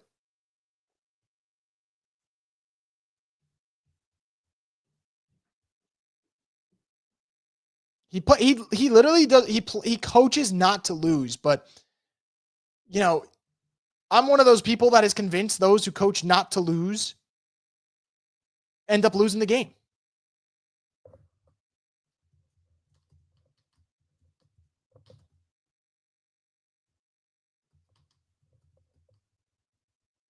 It's just tough to be inspired by this type of play. Not the play calling, decision making, I'll say. I appreciate what Jonathan Taylor did to the Falcons today. Did he have to do it on the week I played him? So I had Jonathan Taylor in one of my leagues, and in my other league I was going up against him. So I kind of thought it was a fair trade-off, right? Because I'll win the league that he's playing in, and I'll lose the league that he's not playing in, and I'll take the 1-in-1 week and call it a day. That's just kind of where I'm at. And I have Olave as well. I got Stephon Diggs. So far those guys have helped me up, which is needed because I started Bo Nix in fantasy. My other option was Dak. Dak's on a bye. So I'll definitely take the Jonathan Taylor points today.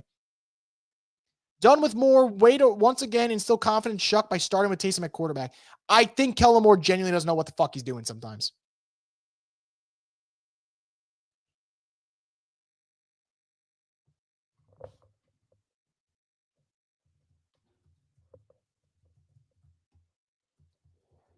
And I'm going to be honest, guys. Even if the Saints get the win today, it's not going to change how I feel about Kellen Moore. I do not think he's a good coach. Or a good head coach, I should say. I think there are so many things he does wrong. And a lot of it is coaching scared, and I don't understand it.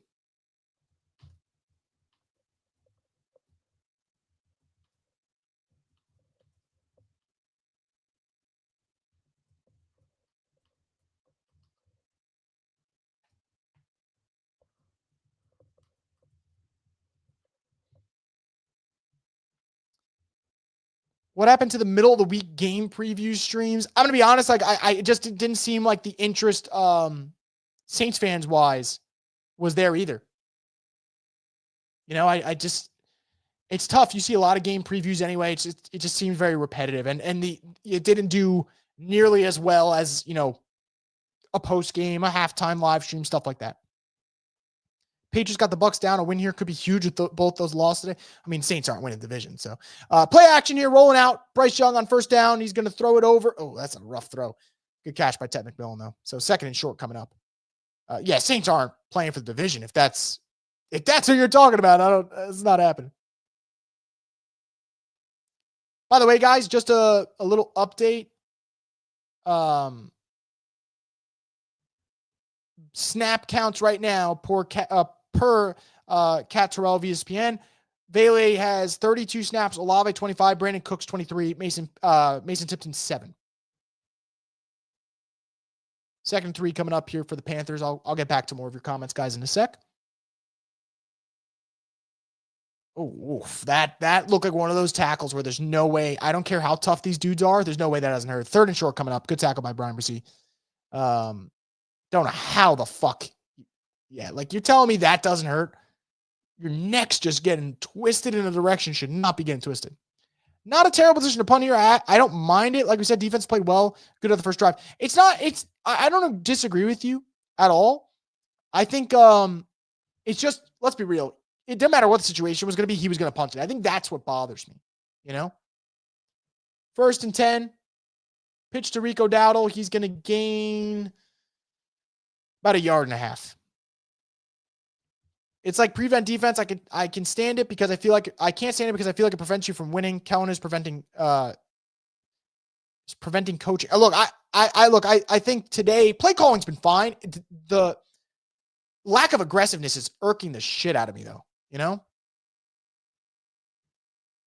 Xavier, we're 1-8, dude. Season's over. Yeah, pretty much. Yeah, I'd say focus on the draft and the development of young players. Any part of you think he's doing it purposely? I mean, it's clearly what he thinks is right. Second down here, throwing out wide, and they'll get the catch. Should be close to Carolina's 30. So third and short coming up. Chris, what would you do if Shough pooch punted it on 4th and short? I saw a college team do that a couple weeks ago. It actually blew my mind, but they did it on 3rd down. It was the weirdest thing to me. It was like 3rd and 20 something, I think, to begin with. It was one of those Ivy League schools. So hope to God that doesn't become one of those situations where that becomes a thing that you see in college a little bit more. It's like 3rd and 30. Let's just punt on 3rd down. And getting out to Coker yet again. Those out routes, death by 1,000 cuts on this drive right now. It's just kind of how it feels.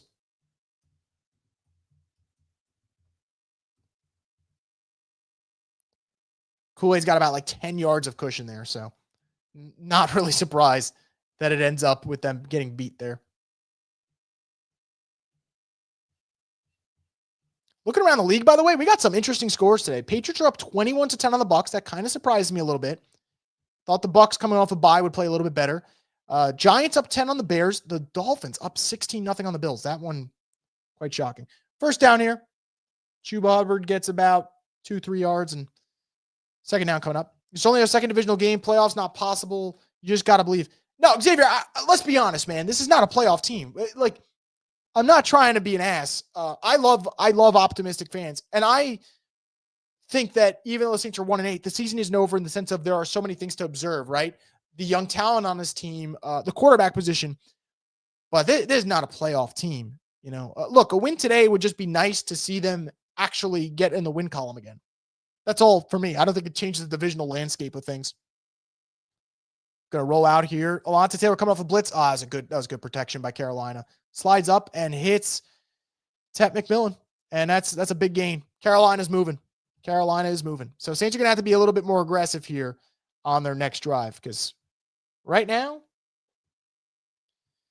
not looking good. Probably gotta get either a lucky turnover or hope you could bend but don't break in the red zone and hold them to 3.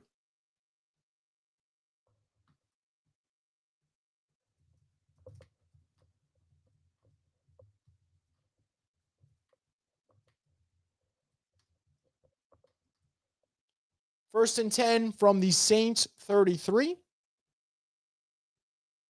Bryce Young's going to roll out. There's pressure there. And, that is a huge tackle from Demario Davis. Boy, has he been balling today. That is a huge tackle from Demario. Leroy with a super chat. Saints lose today. It's 100% on Kellen Moore. I mean, I would say so with the way they've coached this game. Sorry, someone read me a ridiculous stat, and I could not believe it. Justin Fields has 3 of 6 for 5 yards and interception. And the Jets are tied 17-17 at the halftime. That to me is just nuts. Hell of a stat line, man. 2nd and 9. They're going to run it with Rico Dowdle. Oh, that ball almost came out, man. Oh, my goodness. That would have been the lucky turnover you need to just put an end to this drive. Oh, man. That ball almost came out. Third and long coming up. Big opportunity here. Big opportunity for the Saints defense. You know, you bend but don't break here. You feel pretty good about where you're at.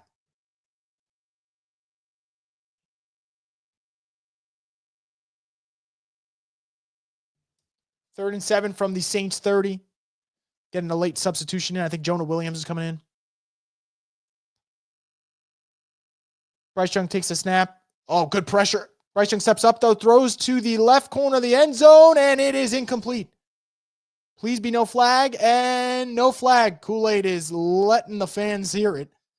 So Saints defense, I mean, I guess did their job in terms of bend but don't break, which is what you kind of, at this point, that's what you ask for in that spot. God damn, man. That had me scared. Good idea from Bryce Young. Kind of step up and throw it. Actually, it's not a bad throw. Given the circumstance, you got to lit the fuck up. So 48-yard field goal attempt coming up. The kick is blocked by the Saints special teams. Oh my goodness. So the Saints are going to keep this one at 10-7. A little special teams magic. Nate Shepard, baby. Wow. Blocked fucking field goal. Would you look at that? Did he use his head? Oh, no. I thought he knocked on his head after. But what a play from Nate Shepard. Hey, some emotion from Kellen Moore. It lasted about a second. That's what she said. So we're going to go into a little break here in the action. We're going to take a break here on this stream, just about 2-3 minutes, and then we'll be right back. So just give us 3 minutes, guys, and we'll be back here for more coverage here on Buku Media, so don't go anywhere.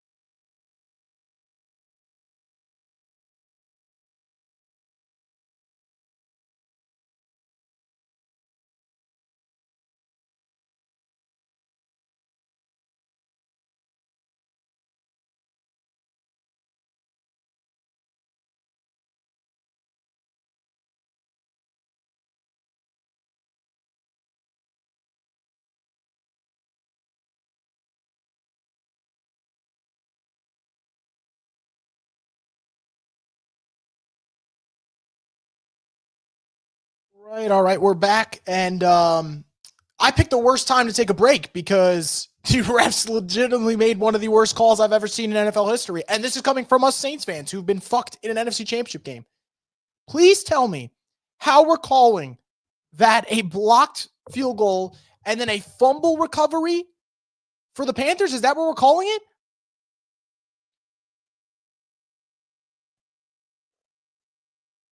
In what fucking world? In what world?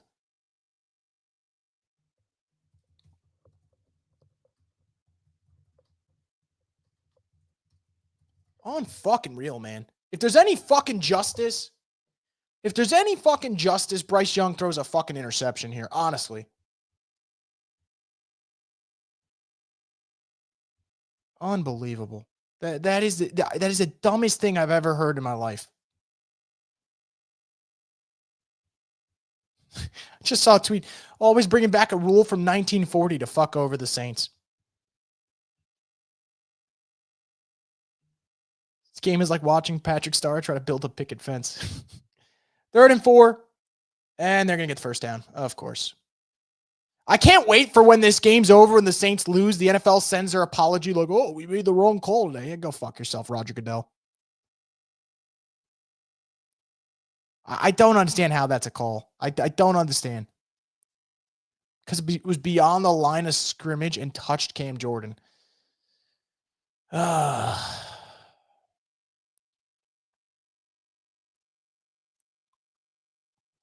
dumb.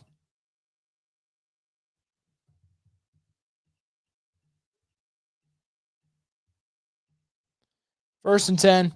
Oh, ball's loose. Ball's loose. The Saints got it. And that is what you call fucking justice. That's what you call justice. Pete Werner picking up the fucking fumble. Unbelievable. There's a football god. There is a football god.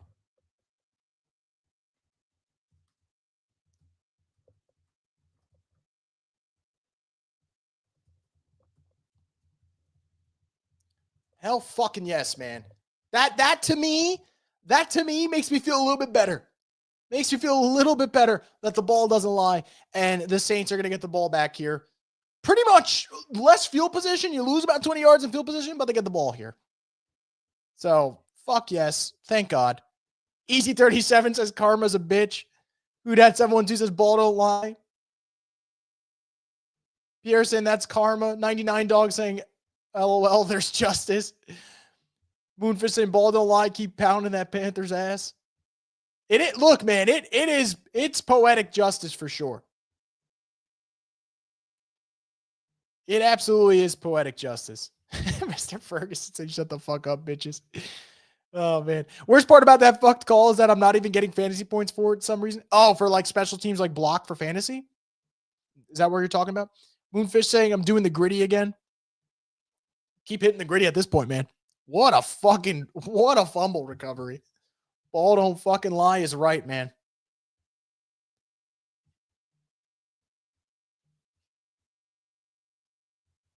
Unbelievable. All right, so Saints will get the ball back, and we'll be able to see what they do here. I don't think I've ever, though, seen, and I'll be quite honest, maybe I'm wrong. I don't think I've ever seen that call on the field goal before. And now I'm going to pay attention, right? I'm going to pay attention for future reference, you know?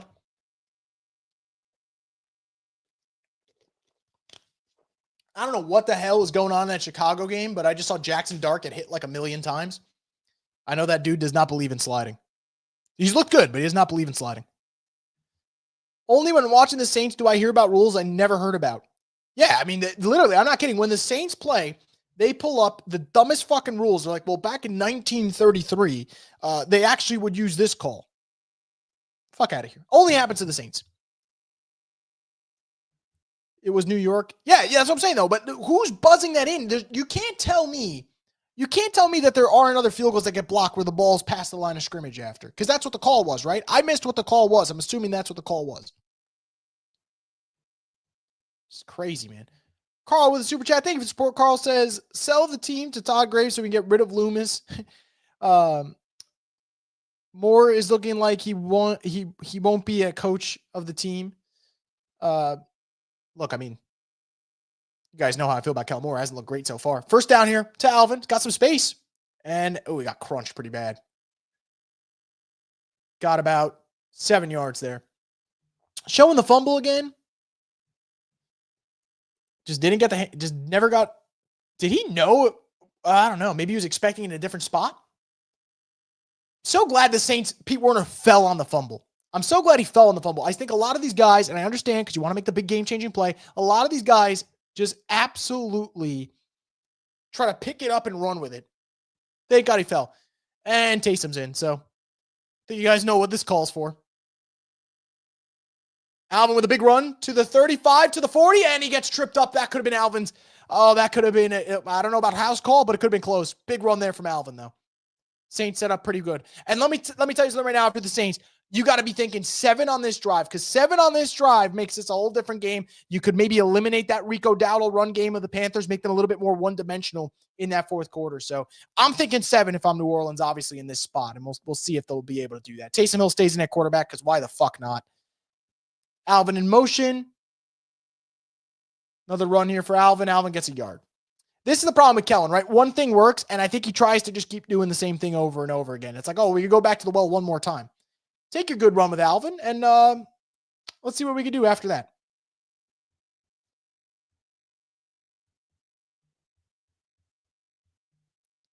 By rules, they fumbled back in the field in exchange for the quarterback, and the temperature is visible. That's funny. For a second, I'm like, what are you making me read here? But it's how it feels sometimes. 2nd and 8 coming up. Empty for Shough. 2 receivers split left. Cooks in the we got Cooks in the slot. Juwan out. Then we got Devin Neal all the way right. Hitch Juwan. And I'm going to be honest, guys. I'm pleasantly surprised that Juwan did not fumble that football there. 3rd and short coming up for New Orleans. Let's see if they keep this drive rolling. And injury timeout. Every time I'm like, let's see if they could keep this drive rolling. I turn and a Panthers guy is like in utter agony. So maybe I have to switch up my terminology, because I can't help but feel bad that literally every single time I'm like, let's see if the Saints keep it rolling. A Panthers guy's arm's like dangling or like he's grabbing at his knee. And yeah, I don't have Sunday tickets, so this is how I'm watching the game. Thank you. All right, well, I'll try to keep you up to date down in distance, you know? That's what I'll try to do. And I take a quick look around the league elsewhere right now. Just see what the scores are looking like. Bucs still trailing to the Patriots. Ravens are up 19-10. What else do we have?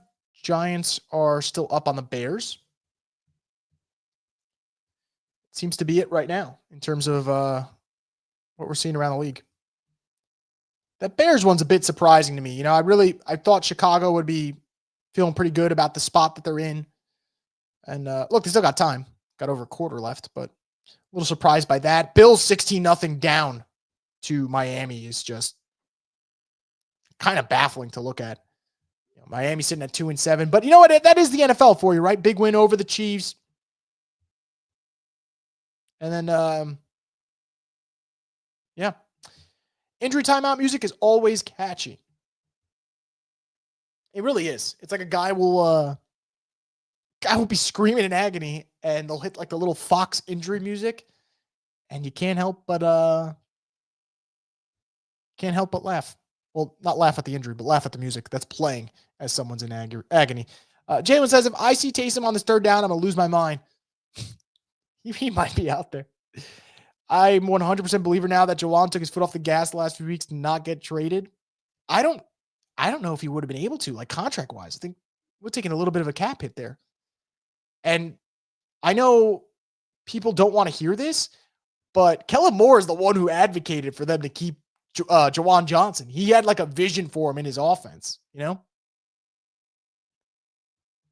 Like I said, guys, so 3rd and 4, we're not back yet, but 3rd and 2, excuse me. This is going to be a pivotal down. I think New Orleans has a really good opportunity. You get a 1st down, maybe looking at getting points on this drive. So hopefully that ends up being the case, but we shall see.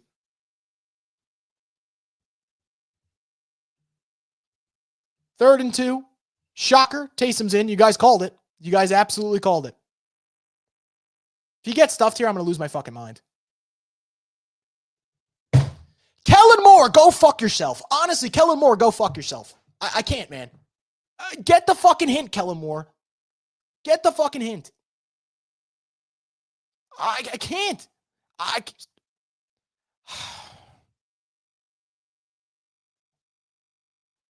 Enough is enough, man. And if he punts this football, someone's got to punt him right in the fucking nuts.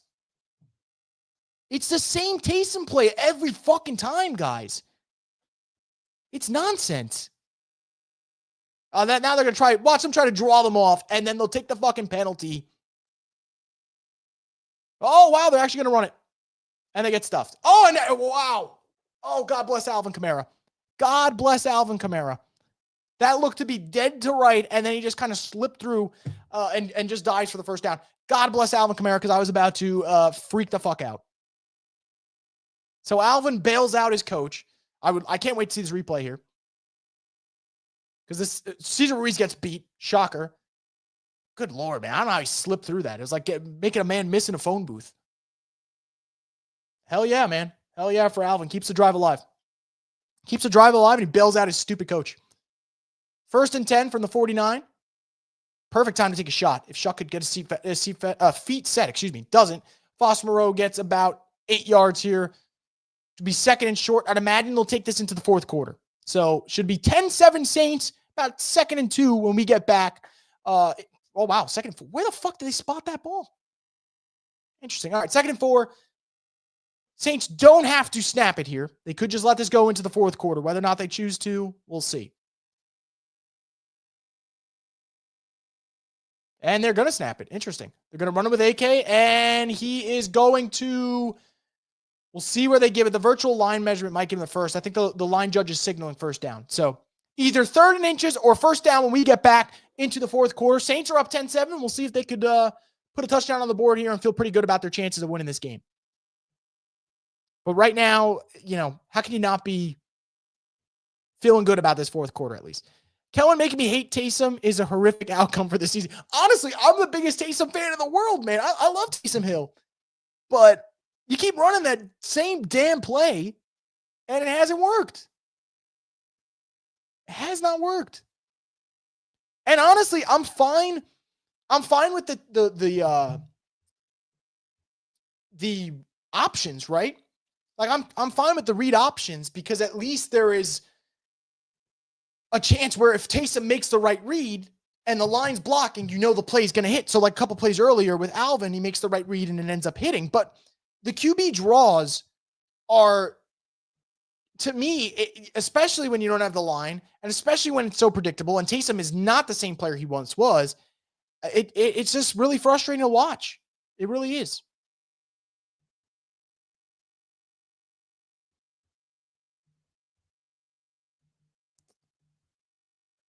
First down, put Taysom on the effing bench. Everyone knows he's running 90% of the time.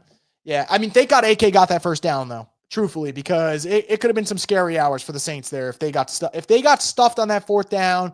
It's going into the 4th quarter where really good chance for Carolina there. But yeah, Saints live to see another down, I guess, in this case. Should have 1st and 10 when we get back. I think, look, this quarter, to me, if I'm Kellen, obviously AK's played pretty well today, so I'm feeling pretty good about what I've got from AK. But I also probably want to air it out a little bit more with Shough, a little bit. Seems like this offense just got neutered in this second half, to be quite honest. That's just kind of how it feels. And I don't even know if that's even possible, but at least to the naked eye, that's just how it is from my perspective. Taysom Hill, before the injury, used to be automatic on those plays. He was honestly one of the best downfield runners in the NFC at one point. I don't disagree with you. I don't disagree with you at all. Unfortunately, it just isn't the case. The Giants fumble the loss today. Is Dable gone? I believe so, Leroy. Thank you for the super chat, by the way. But yeah, there's some rumblings. I don't know how much you could trust them. WFAN in New York was reporting that Brian Dable was going to be fired after the Saints, after the Giants lost to the Broncos, when they blew that game, when they were up 26-8 in the fourth quarter, and he said the owner decided not to. If they blow this game here, I don't know what's stopping you. Unless your concern is like the interim winning games, but I don't know. You already got your quarterback. At least you feel like you got your quarterback in Jackson Dart, so shouldn't worry about whether or not you're winning games with the interim. Before he ran the play, the announcer said Taysom Hill is in for QB power run. Oh, man. Here comes the measurement here. The nose of the ball should make it a first down. Yep, first down Saints. All right, Drake May just did the most absurd thing I've ever seen. Good God, man. He is a player. He's a damn good player, man. Taking the ball out of Shough's hands when he's looking like the best player in the offense. Most indicting part. Yeah, I don't disagree with you. It's quite frustrating. There's been some throws today where Shough has looked like a guy, right? And by that I mean like a quarterback who could be your franchise guy. And again, it's one game and there's only a couple throws. But we haven't been able to see him get into rhythm, and part of the reason is he's off the field half the time. And I'd be fine with if it works, but it really hasn't been working, you know? And here we go. Shough's off the field yet again. So I just don't understand. Unless he's talking to Kellen Moore on the sideline real quick, but I don't see how that's going to happen because the play clock is winding. I just don't understand. What evaluation are we getting out of Tyler Shough when Taysom Hill's in these many snaps? Probably going to be another option. And that might be... it's lucky Foss Moreau's in the area.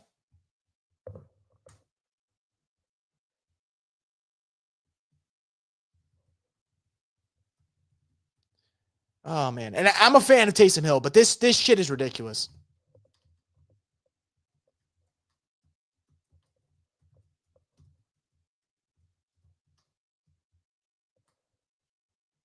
It really is just so fucking ridiculous. 2nd and 10 coming up. Let's see if Shough can bail the Saints out here. Throws to Olave. Olave's going to sit down after about a 6-yard gain-ish.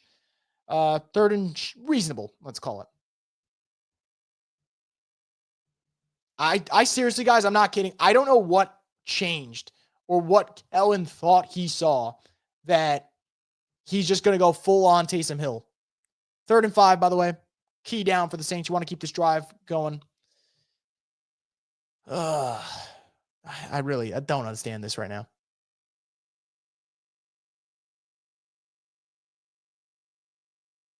I'm not kidding, guys. If this was a run just to kick a field goal, I don't understand. I really don't understand. Please go for it, Kellen Moore. Please, for the love of God, go for it. Keep Blake Grupe's elf-looking ass on the sideline, please. What are we doing, man? What are we doing?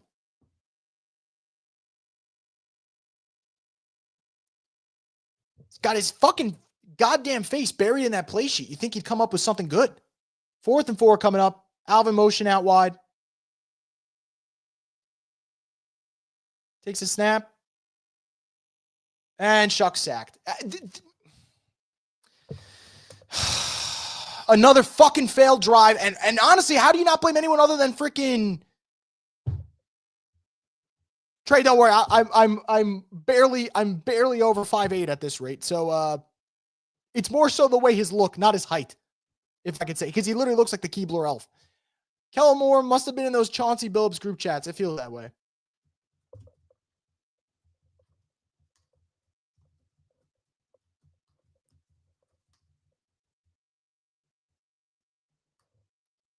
Honest to God, I don't understand what the fuck Kellen Moore's doing.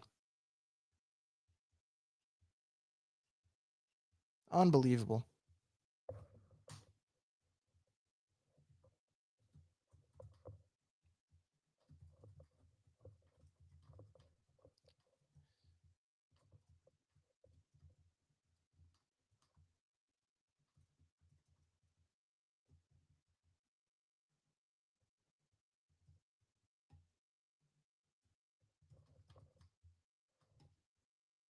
Unbelievable, man. I'm officially in the I can't fucking stand Kellen Moore side of the fence right now. That's where I'm at. Kellen Moore's got to be doing it on purpose. Oh man, I don't get it.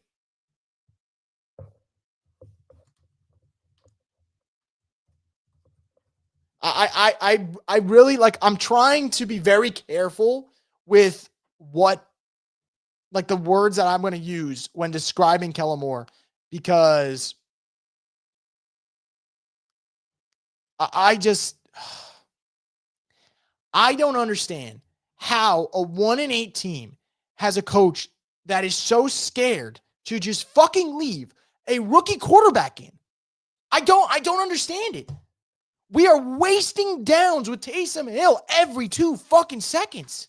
Wasting downs with Taysom Hill, going for a fucking run up the gut. When, let's be honest, guys, those have not worked with AK today. Everything else with AK's worked well. I think Alvin's had a pretty good game. Any run up the middle has not worked with Alvin Kamara today. We are wasting downs. Your rookie quarterback looked really good in the first half. And this is the product that we got in the second half.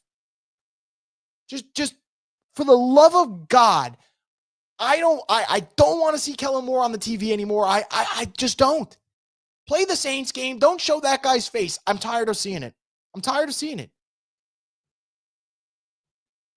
Ms. Panenko says intentional tanking on Moore's part. Honestly. First down coming up here for the Panthers because Kellen Moore's a fucking jackass. Going to run it with Chuba Hubbard. Going to bounce outside. He'll pick up about 4 yards on first down. I can't believe it. I can't believe this, the decisions that Kellen Moore's made today.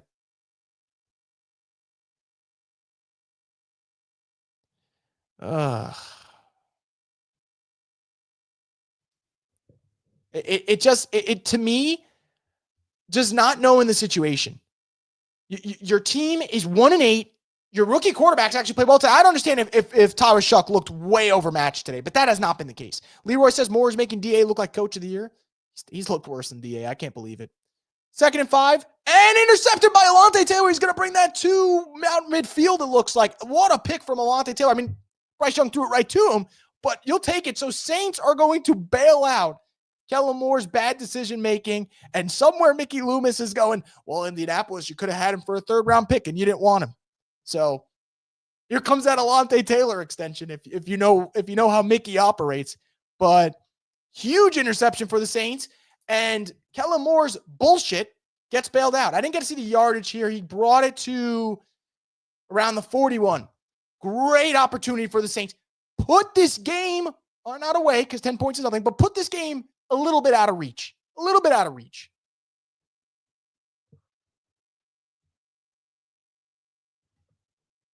Hell fucking yes, Alontae Taylor. Good shit. Great response. How about like a shot here, which means they'll probably just fucking run it. But I'd love to see a shot play at some point. And here's the run.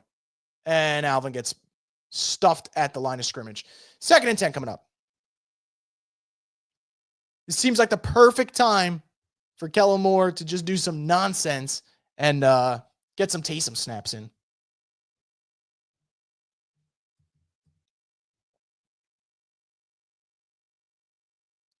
Second and 10. Shough drops back, throws it. First down Saints. Mitchell Patton with the catch. That's got to be his first reception with the Saints, no?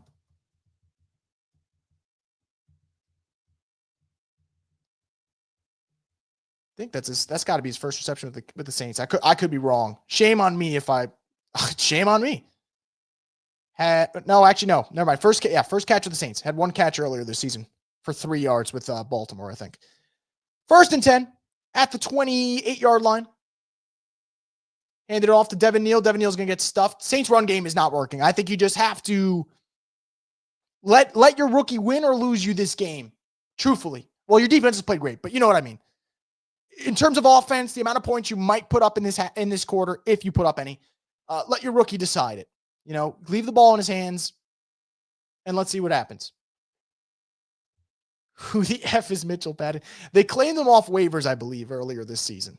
Don't let me fool you. At first, when he caught that ball, I was like squinting. I'm like, let me get the fucking name on the back of the jersey for a sec. 2nd and 10, Shough drops back. He's going to hit Devin Neal out wide. Let's see if he can make a man miss. And no, he's actually going to, that might have been a fumble. Either way, loss of yards there. Nothing more Saints than a crucial first down from a guy I didn't know was on our roster.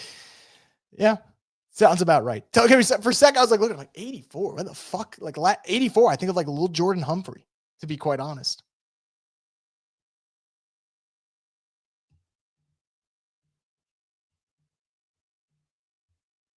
Third and 12. Don't play it safe, man. Fucking let it rip, man. Let it rip. Please.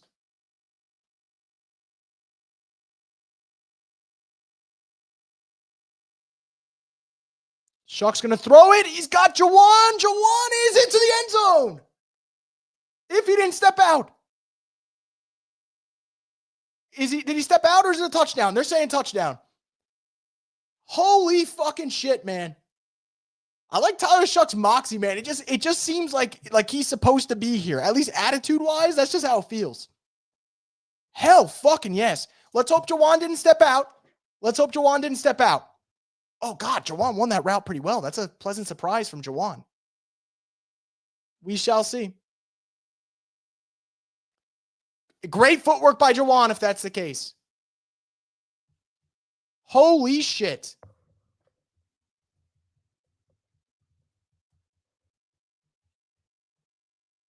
Holy shit.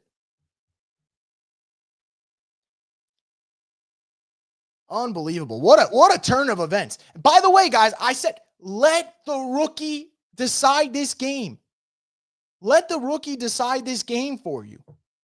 Holy shit, man. I know I keep saying it, but turnover turning into a touchdown, that is winning football.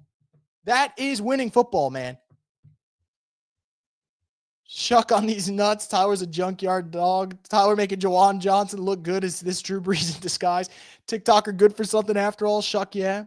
Wow, we threw the ball beyond the sticks. Bayou Boys 504 says touchdown. We're the Juwan haters. Juwan balled today, man. Juwan balled today. Let Tyler coach the team. He actually taught Juwan how to catch. Holy shit.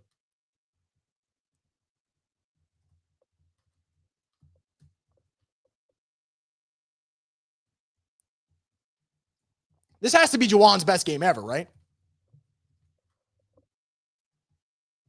Unbelievable. Let Shough throw the goddamn football, man. Hell fucking yes.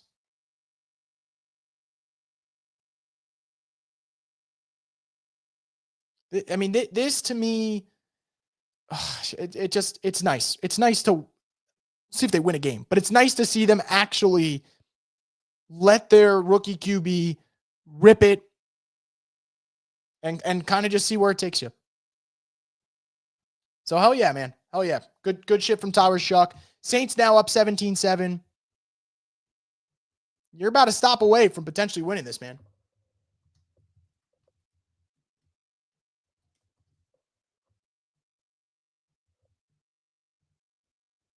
What a win this would be if they're able to hold on. Leroy says Todd McShay might have been right about Shough. I mean, we'll see. It is his second start. God, he's looked freaking good though, and I can't help but like smile at the thought of maybe the Saints have a quarterback, but man, Todd McShay vouched pretty hard for him. Chuck says Tyler's dealing today. Absolutely. He absolutely is doing. Matthew saying death taxes, Panthers always going to be asked, the certainties in life. And Matthew's new member here for Zabu Crew Media. Welcome aboard, Matthew. Thank you for supporting us, man. We really appreciate it. Really, really appreciate it. I don't know. I think Taysom Hill QB power for -1 yard would have been pretty cool. It's funny because that's the type of throw where maybe that makes your head coach realize, oh shit, maybe I shouldn't rely on Taysom and I should let the rookie throw. Shough is a dog when he scrambles. I can't believe it. His scramble is just as good as Rattler's, probably even better. And the thing is, similar to both quarterbacks, they both do this, but see where the kickoff return goes, gets down to 32. The thing that I love from Shough is the eyes are downfield. They're always downfield, and you're looking to make the play via your arm. So, man, this is awesome.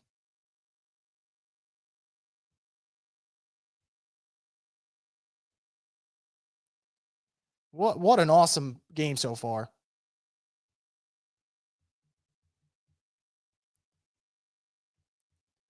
Shuck it, Jawan's down there somewhere. I'm filling out my Tyler Shough apology form. I mean, a lot of people have to. If this game holds and he keeps it up. By the way, Chase Young is just ragdolling Rico Dowdle right there. Still a lot of time left in this game, though, guys. 10 minutes. Still a lot of time. Carolina's got a chance to catch Tampa, and they're on the fucking field sleepwalking. That's how football is sometimes, man. I mean, look, you get a big win over the Panthers, and still 10 minutes left. So let's see. I'll be pretty annoyed if the Saints don't hold here. It's awesome to see Shough play well. If you could have Shough play well and win, I'll take that personally. I know people get mad about the draft pick, but I want the quarterback to look good. Bryce Young, 2nd and 7 here. They're sending Alontae Taylor on the blitz. He's going to end up dirting that, it looks like. Yep. They're going to say receivers in the area, and I understand that, but the receiver's like 10 fucking yards away. It's actually euphoric. A competitive Saints game with a good quarterback play is like shrooms. Matthew says it's important not to get carried away with Tyler. It's his second start, and we're finishing 17-0 next year. Oh, man. Love that, man. Absolutely love that. Marcus says, I'm going to give Tyler a chance. News alert, Dart concussed Russell in. I saw that he was going to the locker room, so they did say it was concussion. God damn, man. I said it before. Unfortunately, he does not go down a lot. Very unfortunate. Pierre says it almost makes you wonder, what if we actually started the season with Shough at quarterback? It's a fair question. It's a fair question. 3rd and 7. And incomplete. No flag, please.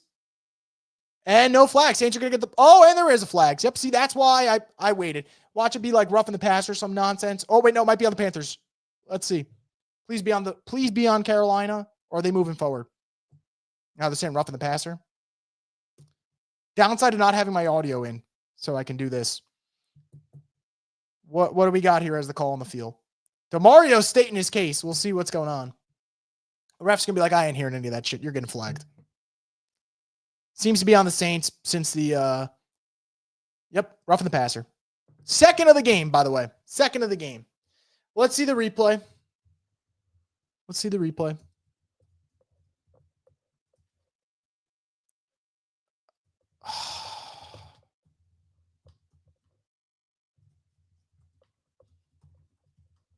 I understand the launching, but I don't know. I don't think that's roughing the passer, but it's all right. It is what it is. I don't think it's roughing the passer, but ref's going to call it. 1st and 10 at midfield. Got a gain of 5 there. I don't love that call. That's a soft call. That's a very soft call. I thought the Justin Reed call was warranted, and I thought Justin Reed made a stupid play. I don't understand how that is roughing the passer. And I think the NFL has to stop this shit. I know they have to protect quarterbacks. They are their bread and butter, and I get that. Bryce Young's not getting hurt on that play. It's a fucking tackle pretty much. Come on, man. Run to Rico Dowdle. He's going to get brought down at about a yard more to gain. X with the super chat. Thank you for support. Says, really impressed with the variety of throws today from Shough. Moving up in the pocket, rolling out, arm angles, quick throws. I agree. I definitely agree with that. I think that's a very good point. The throw to Jawan is awesome. That, to me, that is the difference between, quarterbacks and the guys that are just your traditional QBs, and what they can do from the pocket. Plays on the run like that are impressive. That's never been a question for Shough, though. His Louisville throw against Notre Dame one time was absurd. 3rd and 1, they're running here, and Rico Dowdle is stuffed. I think Carolina's going to go for it, though, given the score, obviously. But what a play from Alontae Taylor, man. Alontae Taylor is balling right now. He is absolutely balling. Look at that. Wow. Let me just say something. That is not easy. That is not easy for a DB to meet Rico Dowdle running full speed like that. 4th and 2, Panthers going to go for it. Kind of have to, given the time and situation. Stop here would really put the Saints in good position. See what happens. They're blitzing with Alontae, takes a snap, and that's going to be short. That is going to be short. I think that is turnover on downs, and the Saints defense yet again come into play. What a stand from the Saints defense. What a stand. What a defensive stand.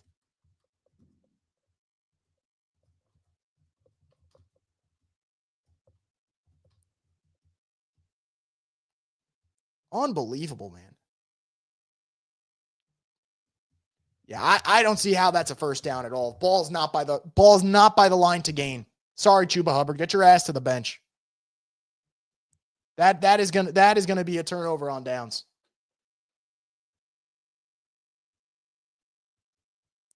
Saints 41 says good D fourth down. Yeah, I mean, excellent. You guys have no clue how good Shough is. I don't know, Tony. I think he's looking pretty good today. We'll see if he can keep it up, but I think he's looked great today. 1st and 10 for the Saints. Going to run it with Alvin, and they get stuffed. They're going to have to run the football anyway, obviously, for time purposes. I totally get that. Now, though, after this play where you see that happen, I hope the Saints get into a mode where it's like 2nd and 3rd down, you're throwing. The 40th pick in the draft is outplaying the former number 1 overall pick, Pierre says. Yep.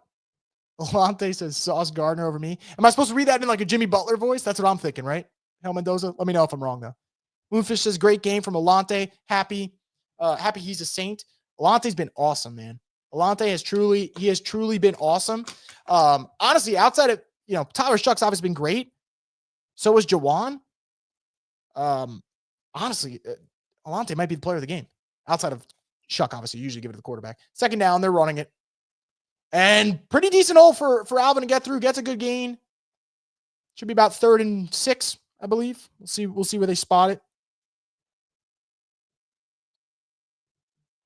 And yep, 3rd and 6 coming up for the Saints. How did the Panthers win 5 games? Look, man, I'm telling you, this is the typical trap game. You just run in Green Bay, game-winning field goal, and then you come at home and you play a lowly Saints team. It just feels like that spot. 3rd and 6 for the Saints. Let's see if they keep this drive rolling.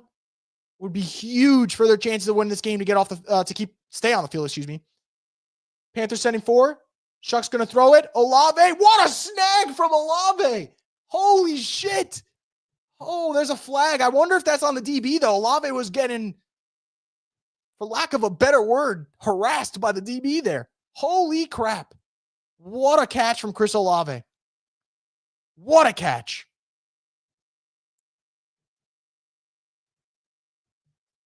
Hell of a fucking ball, too. Back shoulder throw. Literally only where Olave can get it. 1 foot down, second one's down. That is.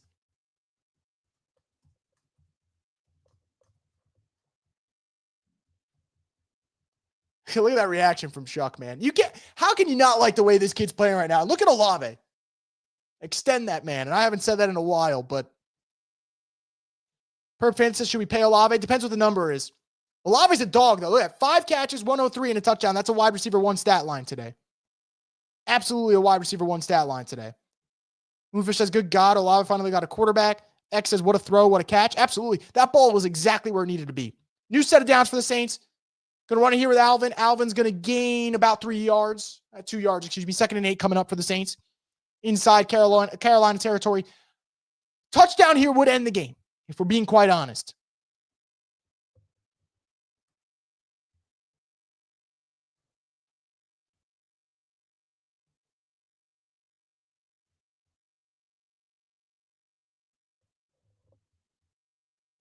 One game has shown me everything I need to know about Shough.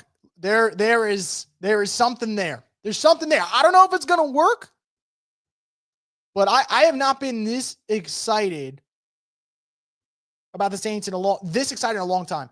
What a play from Alvin. Alvin's breaking tackles. Alvin to the 27 of Carolina. Like I said, man, touchdown here, and this shit is done.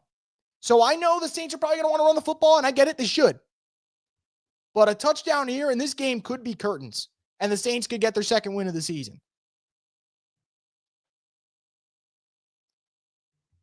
Ron says D-line's getting gas. Yeah, that Carolina D-line, Scott. I mean, time of possession. Saints are going to win the time possession game at this point, which they did not do last week. That's for sure. Olave's looking like a number 1. Again, Olave's been great. Ever since Olave took accountability for that rough game that he had with the drops, he has been, well, I'll give you the numbers, actually. Last week was tough because Saints offense was bad. But so Olave put accountability on himself after the Patriots game, which is funny because he had 6 catches for 98 yards, which is not a bad game. That's a career day for some people. Olave, it was a bad game because he had a couple drops. The next game, he had 5 catches for 98 yards and 2 touchdowns. The game after that, he had 8 catches for 63 yards, 3 catches for 57 yards. which not ideal, but Saints offense sucked against the Rams. And today, 5 for over 100 and a touchdown. Taysom Hill going to take the option here. Gets a good block, could cut it back and get some yardage, and he will. He'll do that. He'll get to the 23 of Carolina. Second down coming up for the Saints. This might be where they keep Taysom on the field. I don't love it, to be honest, just because I think it's going to get a little predictable here. But we'll see. You get another fresh set of downs. You could always go back to Shough. So we'll see what happens. Tyler's got to keep up. Got a winnable game after the bye. Yeah, I mean, you look at the schedule. So Saints are off next week. Then you got the Falcons. I'm sorry, man. It's a divisional game. It counts as winnable. After that, you have the Dolphins. Winnable game. Bucks, that's probably a loss. Then you got the Panthers, winnable. Jets, winnable. Titans, winnable. Falcons, winnable. So realistically, guys, the rest of the schedule for the Saints is not daunting. You know, like there are wins to be had if they play their cards right. Taysom with another option. You're going to let Devin Neal take the carry, and he's going to get down to the 22-yard line. So, third down coming up. Panthers will not use their final timeout. Makes sense. They got enough time here. If you're the Saints, I think there's enough time here where I think they'll probably just run it and kick the field goal, but I really would love to see them be aggressive. Would really, really love to see them be aggressive in this spot.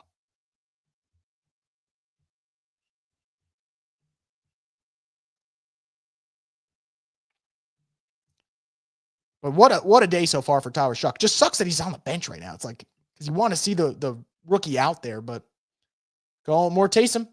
And Taysom's going to get the first down. Huge. So another first down probably end this game. Touchdown obviously puts this one out of reach, and that to me is what you're gunning for. But yeah, I mean, this to me, I don't know, man. I have not been this happy about the Saints in a long time. And maybe it's just a flash in the pan. Maybe it's just a quick moment. I have like an actual smile on my face about the Saints, and I have not in years. Honestly, in years. And again, I know it's one game. I know it's just one game, but this is hold on. If you win this game, I'll be pretty damn happy. AK's got to have 100. Let's see where he's at right now. He's at 79.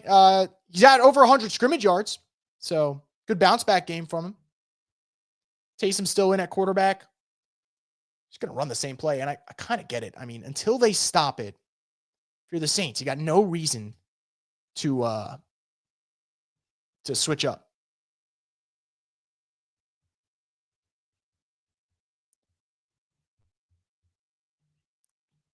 Seriously though, this to me is about as exciting as a game so far if you're a Saints fan in a couple of years, honestly. Maybe back to I'll be fair. I'll go back to last year, week 2 against Dallas. It was fun watching them smoke Dallas. How did the Falcons lose to the Panthers 30-0? We better beat the Falcons. Look, even if you I'd take a split. Take a split. Taysom's going to keep it here. He's going to get to forward progress, might have him down at the 10. I know New Orleans wants to probably just run it. I think a good coach here gets Shough on the field and actually throws it. Knowing Kellen, that means he'll probably run.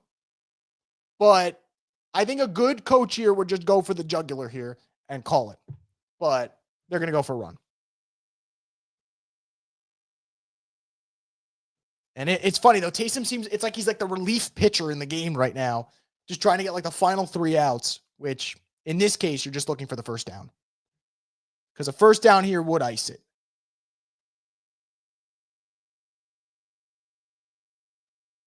And Taysom's going to get inside the 5, round to the 5, first down, and that is that. The Saints are going to beat the Carolina Panthers by double digits, 17-7.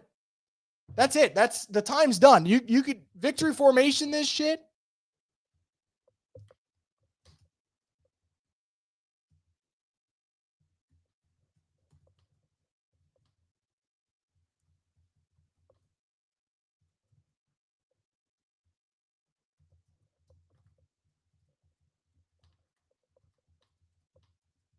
Unbelievable.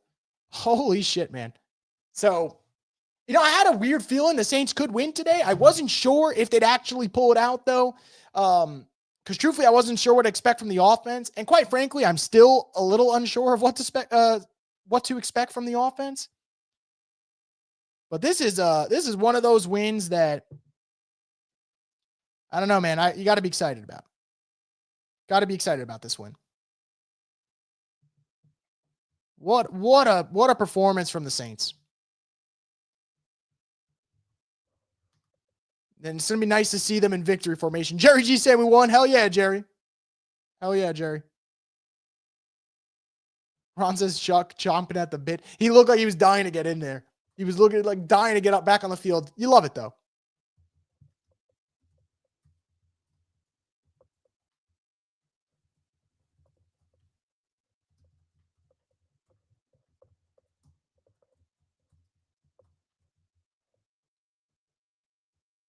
Unbelievable. What a day to be a Saints fan. And I haven't been able to say that a lot. I'm sorry if this continues, and not every game's going to look like this, but if this is a sign and we get a couple, let's say we get 4 more games where it looks like this from Tyler Shough, how does he not become your guy for next year? Kellen showing all 32, seeing Taysom get that first. Saints 41 says victory Sunday, a couple more games like this, and hopefully the rest of WhoDat Nation will jump on board with Shough. I hope so, man. I hope so. Kind of reminded me of that Buffalo game. We were just destroying them running it. Yeah, I mean, look, the Saints ran it. They're running over 30 times today. Well, once we account, they actually have run it over 30 times. Let's not count the kneel downs, but Tyler Shough's going to be 1-1 as the starter of the New Orleans Saints. Moonfish says, when are we going to have the Shough LeBron conversation? Oh, man. You guys are fantastic. I can't wait to get into this postgame with you guys after. I cannot wait to get into this postgame after. It's going to be good. It is going to be good. This game was a building block? Absolutely. Absolutely. Saints 41 says, go like the stream, guys. Only have 40. We have 104 watching. Yeah, guys, please, if you can, if you're watching on YouTube, or if you're watching on X, come over to YouTube, like the video. We're going to have our post-game show. We'll be talking all about Tyler Shough. We'll be talking about the way this defense played. Just a lot to like. And so awesome. Shough's in there to take the kneel down. He's going to get his first win as the starting quarterback of the New Orleans Saints. First win as an NFL starting quarterback. Holy crap, man. What an awesome feeling. What an awesome feeling. The possibility of potentially having a guy is always great. And again, it's one game and you got to build on it. But I like I said, I haven't been this happy watching the Saints game in a long time. And now it's just about seeing if you could stack it. But this was about as awesome as a performance because it was all around. Special teams played well. Defense obviously was outstanding. Defense really, really just bottled up. Really bottled up Bryce Young in that offense. Bayou Boys 54 says, was it the white helmets? Might have been. Might have been.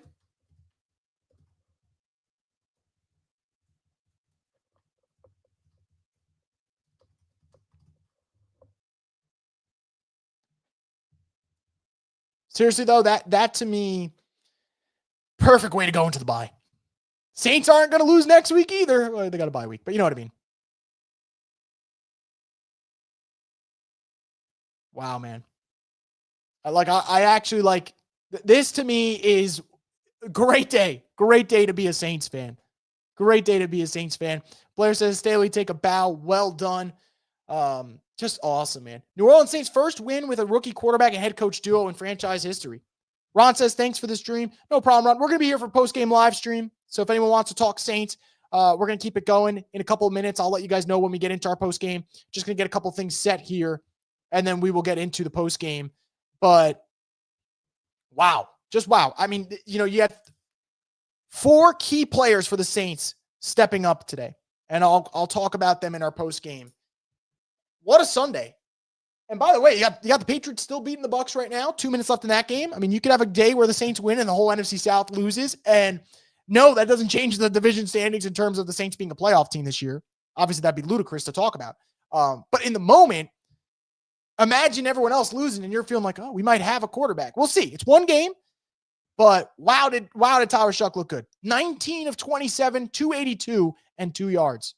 Seriously, that is a phenomenal performance from the rookie. Phenomenal, man.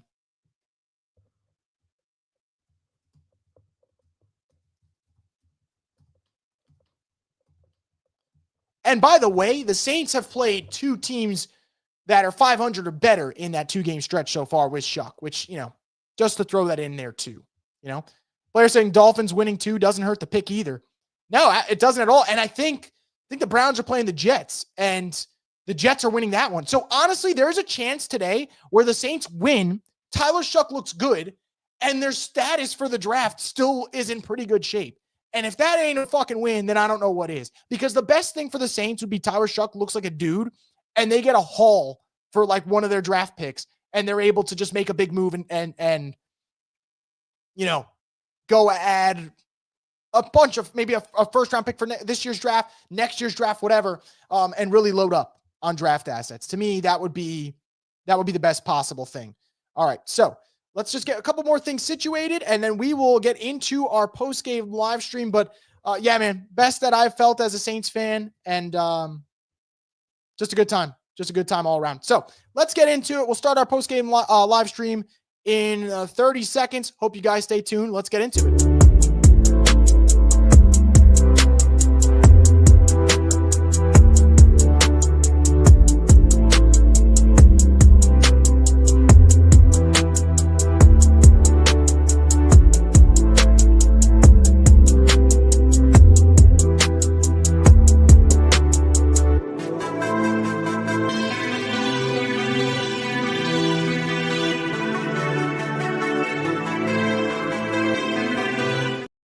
What is up, WhoDat Nation? Welcome back inside the Straight Up Saints podcast. We are here with our post-game live stream.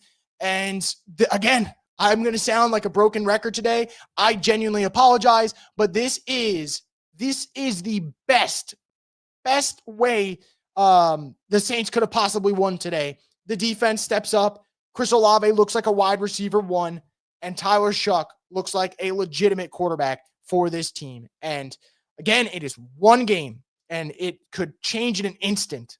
But today gave me hope that a quarterback with the situation not being too great, right? 1-8 team versus a 5-4 team.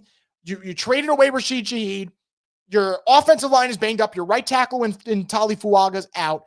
And you go out there and you beat the Panthers. And the gap between quarterbacks today was substantial. Tyler Shough finished today's game 19 of 27 for 82 yards, and 2 touchdowns.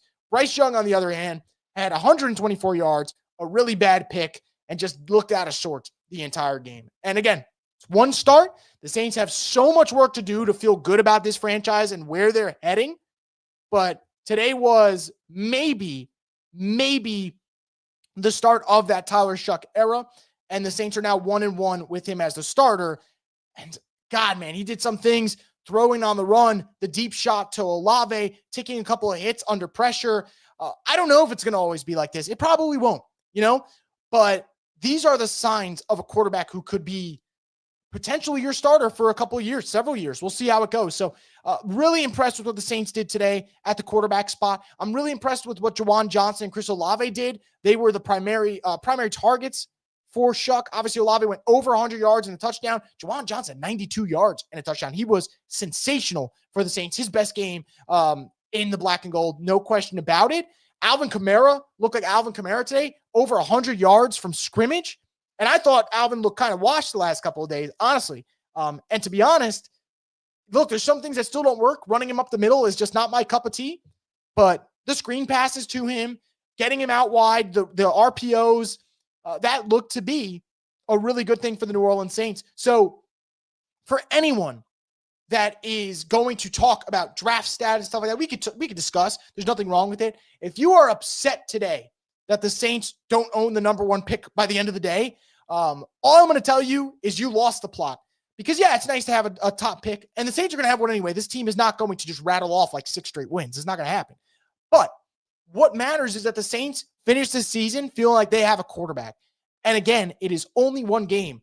But God damn it, Shough looked fucking great today. And I think every Saints fan should be excited about what maybe he can bring to the table. And if he could start a new dialogue, and what would this team look like if we finish the season going, oh man, Tyler Shough might be a guy, and then you could use your draft capital on other positions. That's how the Saints end up building a good team. That's how you get back to being relevant, which the Saints have been far from over the last couple of years. So we'll see if the Saints get to that point, but I just wanted to put that out there. If anyone's really worried about the draft status and stuff like that, it's still early in the season, guys. It's still only November 9th. Please don't stress about these type of things. The Saints are going to, what really matters is whether or not they find out if they have a quarterback. And if they're able to develop this guy, and this is a stepping board for Shough to get better, man, like, all right, there's 8 games left, right? If I do the math correctly, I believe 7 games left, excuse me. What if Shough has another 3-4 games like this? Not everyone's obviously going to be like this, or else he'd be great. Not everyone's going to look at this. Some are going to look at the Rams game. But what if 3 more games look like what you saw today? Would you not feel different about the Saints for next season? Of course you would. So I'm so impressed with the way Shough played today. And I also want to give, before I get to your comments, guys, I want to give a shout out to the defense.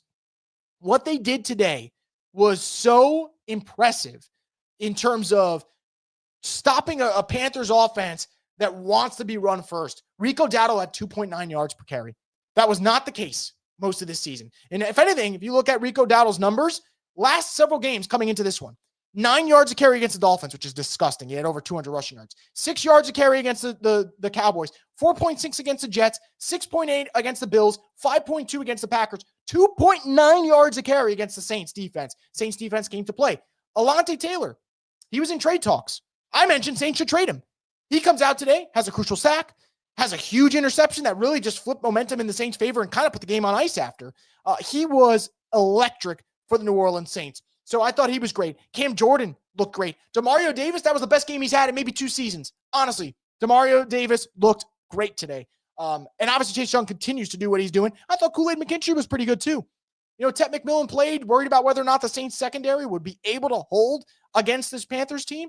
All right, Ted had 5 catches for 60 yards. I think the Saints will sleep just fine at night with that happening. So all across the board. And what's also impressive is the Saints today play against have a special teams debacle go against them, right? Block a field goal, then you find out that it's a live ball, and then the Panthers recover it. And that seems like here we go. Saints are going to get fucked. They're done. Instead, they force a fumble like 3 plays later. And to me, there was resilience on display. There was good team football, complementary football. Defense gets a turnover, Saints score off of it.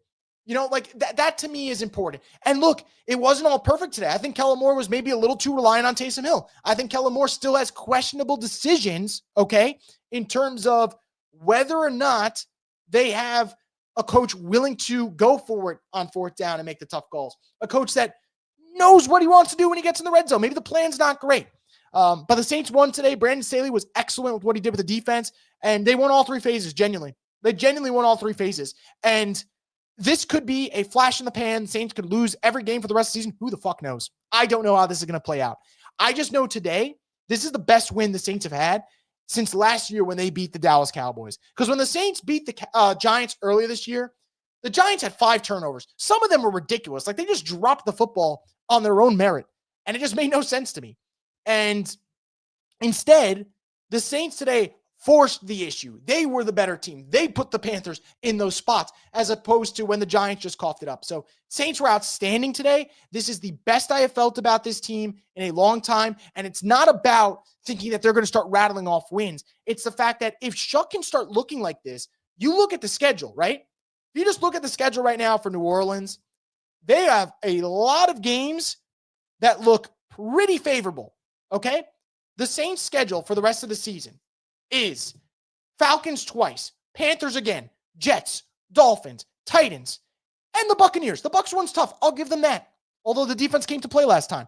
If Tyler Shough can have 3 to 4 more games that look like today against that schedule, the Saints are going to win some of those games. And yeah, guess what? We'll be out of the number 1 pick conversation, but that also means you have a quarterback for next year. So you can start using those picks on defensive line, on offensive skill players. Lord knows they need them outside of Chris Olave. So the Saints could have options if this quarterback ends up being the guy. It's only 1 game, but that's where my head goes. Like that's the conversation that Shough opened up by looking as good as he did today. That's just where I'm at. That's where I'll leave you guys with my thoughts. And now we'll get into what you guys have to say here. So let's get into all your comments, guys. I apologize for going a little extended here, but let's get into what you guys have to say in our fan Q&A presented by Sunshine, your hometown John Deere. Nothing runs like a deer. Carl saying, wear the all whites versus the Dirty Birds. I love the all white jersey with the helmet. It's just a sick look. It's a really sick look. So I'd be for that. Kellen should let Shough unleash against Atlanta, even if it doesn't work out. Give full confidence to the rookie QB. I think a game like today, probably as a coach, you like, all right, maybe I got to open up a little bit more, right? So it's possible, man. Carl says game balls going around today. Yeah, I mean, look, I had 4. Tyler Shough, Juwan Johnson, Alontae Taylor, Chris Olave. Maybe you don't give it to Olave because he probably has, but how can you not? Like, he was so good today. But those are the 4 guys to me that stood out. I also thought Cam Jordan was excellent. I thought Demario Davis was excellent as well. And Nate Shepard, unsung hero of today, Nate Shepard. I thought he was really good. Thought he played well. Dolphins winning 2 doesn't hurt the pick either, Blair says. Yeah, I mean, look, I think today's schedule could actually work really well for the Saints. There is I believe a slight chance. Let me pull up the scores here. I don't want to mislead anyone. So the Saints win, obviously. That's the important one. The Jets are about to beat the Browns, I believe. So that's good for the Saints because both teams will have 2 wins now. Where else am I missing here? The Giants could potentially beat the Bears. We'll see. Bears might get the win here. Might get a comeback win. We'll see. But if the Giants beat the Bears, that'd be good for the Saints. And the Dolphins are going to beat the Buffalo Bills, which is about as stunning as it gets. And that's also good for the Saints. So the tankathon is going to change. Right now, the Saints are at 2-8. Okay. And that puts them at the 3rd pick. But if the Jets hold on, the Saints go back into that 2 slot, I believe. So the Saints, I believe, are going to go to the 2 slot. And we'll see what happens with everything else. So right now, it's really just Titans or Saints. And let's be real, the Titans aren't picking a quarterback. So they might trade out of that spot if you get to that. We'll cross that bridge another day. I don't want to get too far deep into the weeds of that. Japanese Hercu says, I still say Shough is going to get better. We finished 6-11. Screw tanking. We get either Ruben Bain or Caleb Downs with the 8th pick.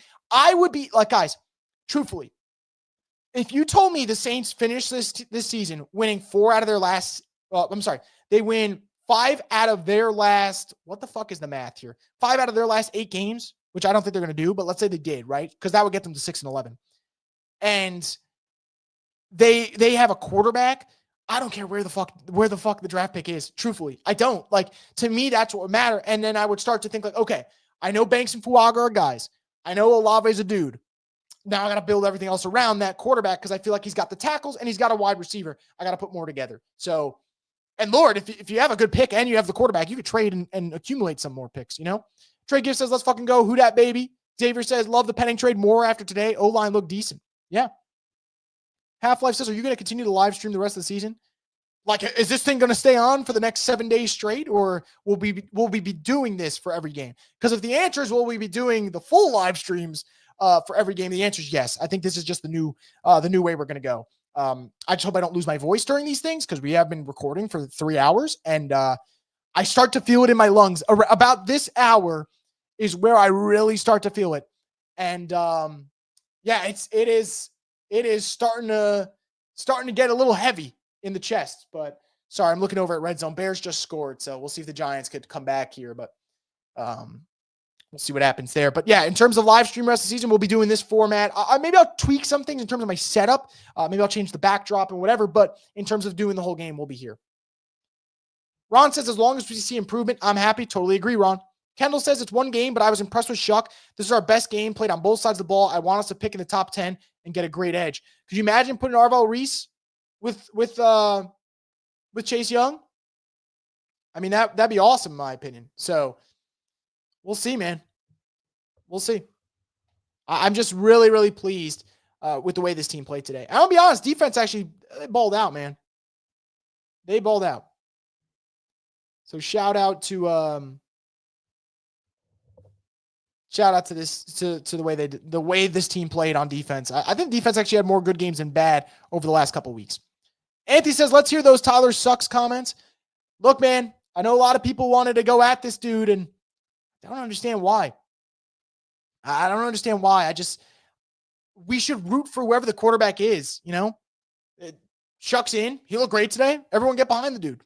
Pause. But get behind him in terms of, verbal support. Ed says, I'm not trying to get excited, but Shuck made some throws. I was like, nice. Yeah, absolutely, Ed. Look, it's the touchdown throw to Olave. Both his touchdown passes today were, no joke, sensational. Absolutely sensational. And to me, I think that's the difference. That to me is the difference. So again, I'm not sure how everything's going to play out, but Lord, am I really happy. Lord, am I really, really, really happy with the way this team played today. So shout out to Shuck and the offense in general. You mentioned AK. Ed, AK was great. AK was amazing. So yeah. Carl says, I might have to go watch this team live again. Don't see, like, that to me, that is the best way you can feel as a fan. Fuck the draft pick and where they end up. The fact that some of you guys might have watched today's game and go like, I actually want to go watch this quarterback play at home, which he hasn't done yet. Chuck hasn't played a home game yet. So let me tell you something. When the Saints come out of this bye and they're at home against the Atlanta Falcons, Saints fans better be cheering for this fucking guy. Okay? Like, this energy, it might go quickly, but it's his second start. It's not like it was his first start that catches you off guard. You had a game of film of him. Obviously, you have whatever you saw in the preseason, although it wasn't much. And he was significantly better today. HovC735 says, Chris is the best I've felt in a long time. Me too, man. Me too. Got a super chat here from YouTube. Thank you for the support. Says, glad we got the dub, but it's the Panthers. What did we expect? Look, I understand that, but like, the Panthers just went to Green Bay and made Jordan Love play bad. Jordan Love last week against the Panthers had no touchdowns and a pick. Tyler Shough went against Carolina in their house today and looked like a really fucking good quarterback. Like, I get your point, man. Like, I'm at an age where all I know is the Saints beating the Panthers. So all I think is like, oh, they own this team. But on paper today, it was Carolina. They were a huge favorite. They were coming off a win against the Packers. Like, they were 5-4. Doesn't matter, man. Saints go into Carolina, get the win. Just awesome. Awesome. Let's get into more comments here. I'm going to try to rattle some off because I think you guys have a couple that might be in here. Japanese Circuit says Browns are going to get Mendoza and ruin him. Probably. He'll end up on that jersey with the long list of names. That's where he's headed, man. That is where he's heading.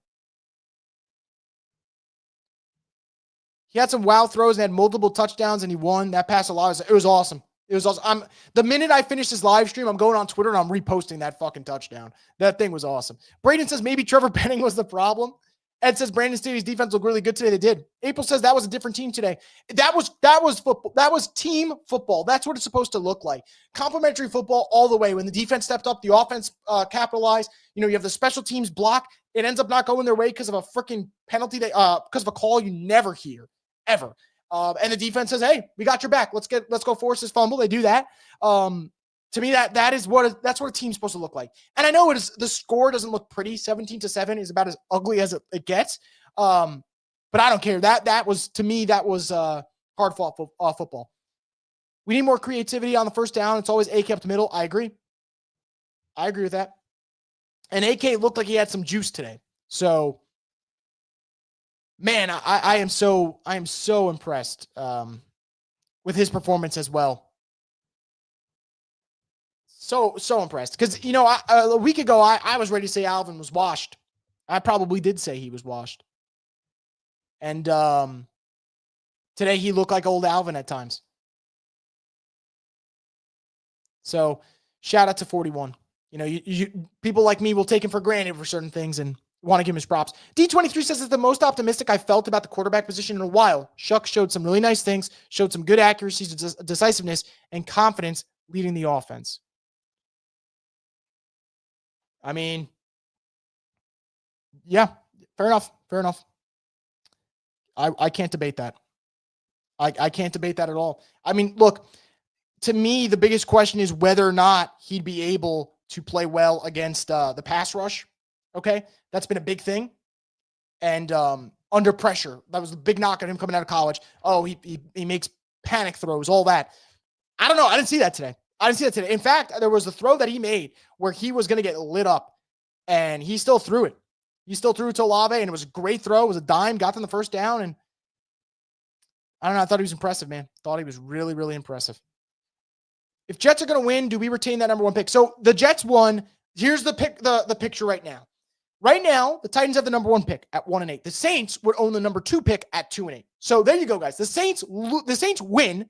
Their rookie quarterback looks really good. And as of today, they would have the number two pick.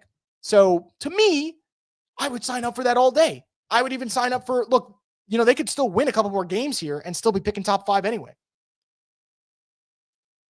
Please, Tyler, let this be the beginning.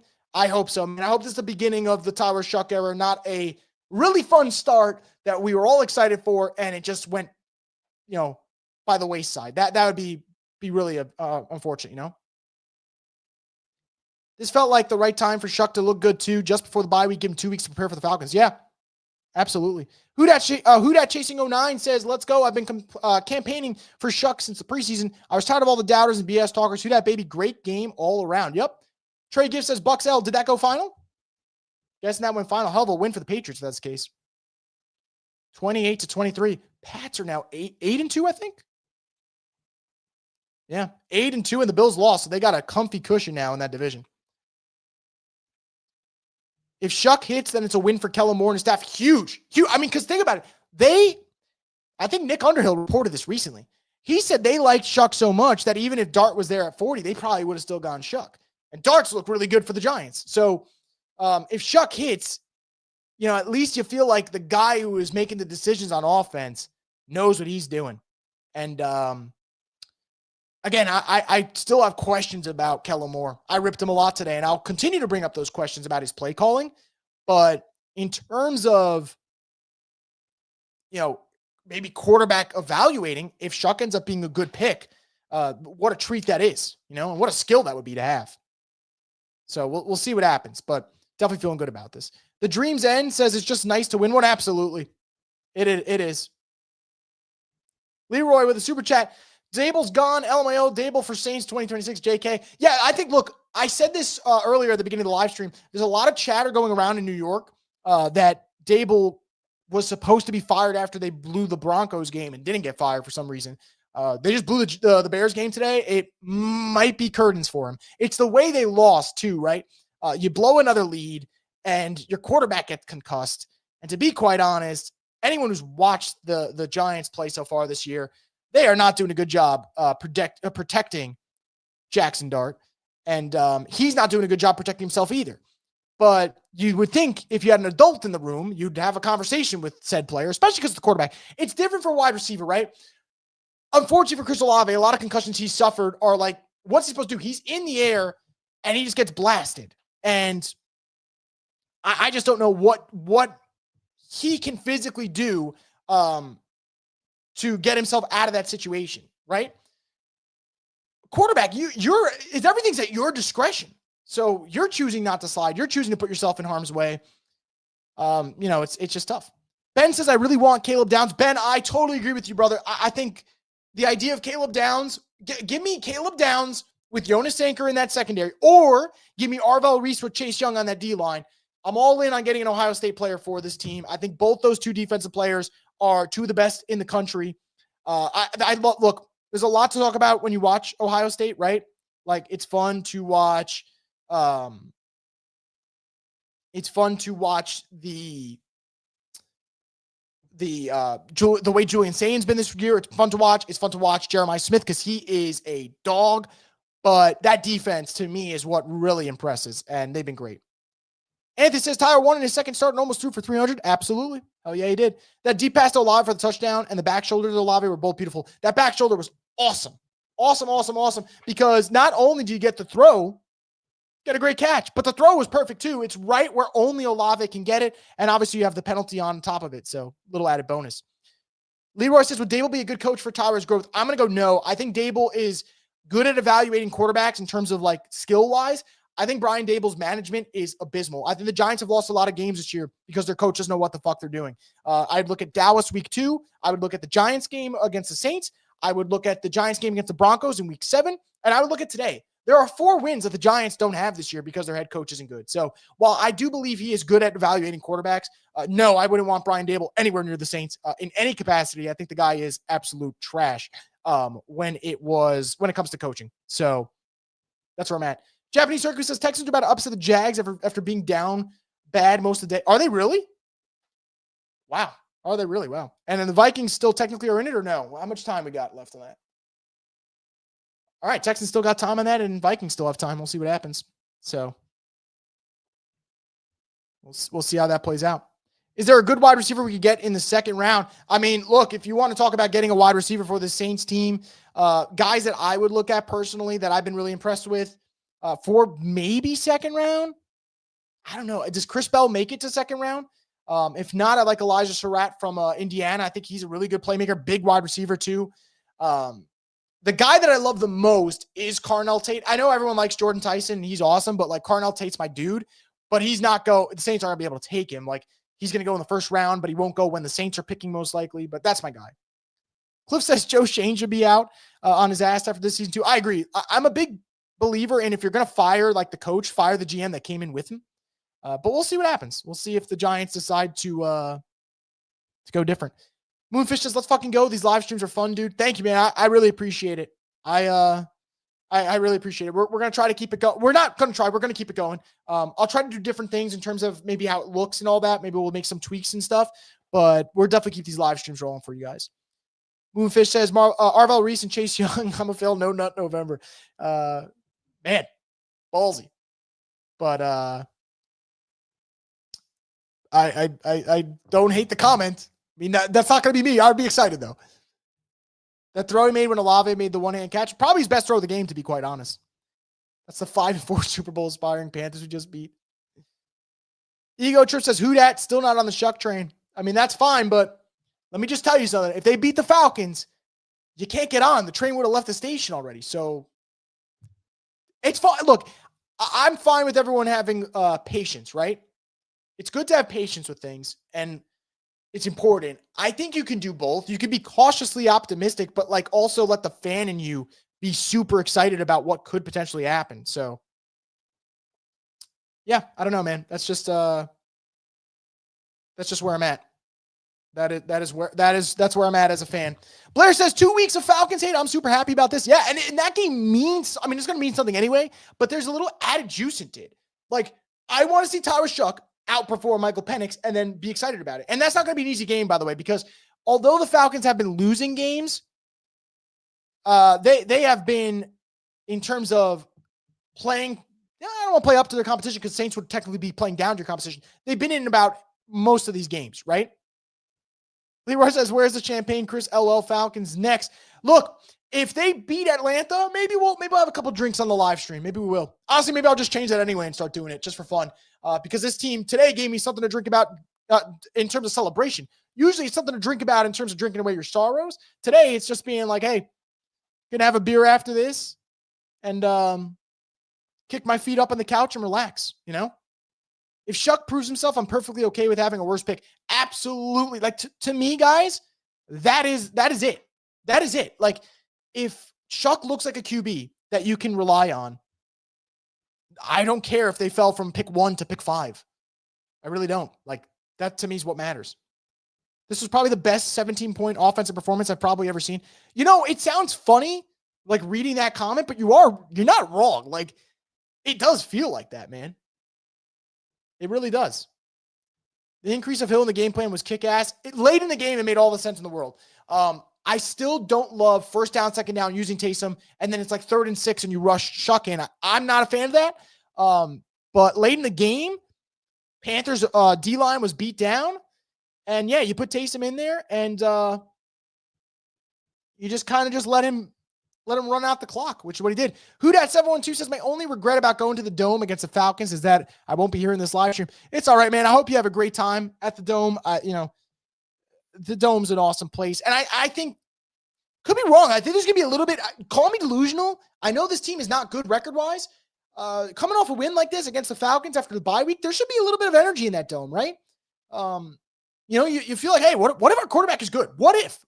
So just that possibility makes it exciting, all right? So shout out to Tyler Shough and what he's brought energy-wise to this team, because that was an awesome performance. And who knows? Maybe they could get into they can rattle off a win streak here. Doesn't have to be a lot, but hey, 2-3 wins in a row. Would that not change how you view this team a little bit? Not in the immediate future, but long term. For me, it would. Need to draft left guard and right guard for first and second round. I hope to God not. Get some difference makers, man. They do need a guard though. No doubt about it. D23 says Alante had a great game. That hit in the backfield was eye opening. Yeah, dude, you meet Rico Dowdle at the summit and you win that battle. Like, come on, man. Like, that's awesome. That's absolutely awesome. So love seeing that. Love seeing that from the Saints. I'm confident in whoever's playing good. It doesn't matter if it's Shough or Rat. Yeah, that's fair. That's fair. There's no reason. Like, I know there's a lot of people that have like agendas or whatever. I'm not saying you. I'm saying just people in general. There's no reason for Saints fans to have that type of battle, right? You either got your guy or you don't got your guy. And until you get that answer, you're going to pull for him. So that's where we're at. That's at least the way I view it. That's just how I view it. Let's keep it rolling, guys. He's much better near the line of scrimmage, like a faster Roman Harper. Ulante, yeah, for sure. Linebacker Jacob Rodriguez out of Texas Tech would be a steal for us. It's still hashtag fire Mickey Loomis. We'll see. I don't think he'll get fired, but yeah, I mean, look, if they hit on Shough, he's not going anywhere, to be quite honest.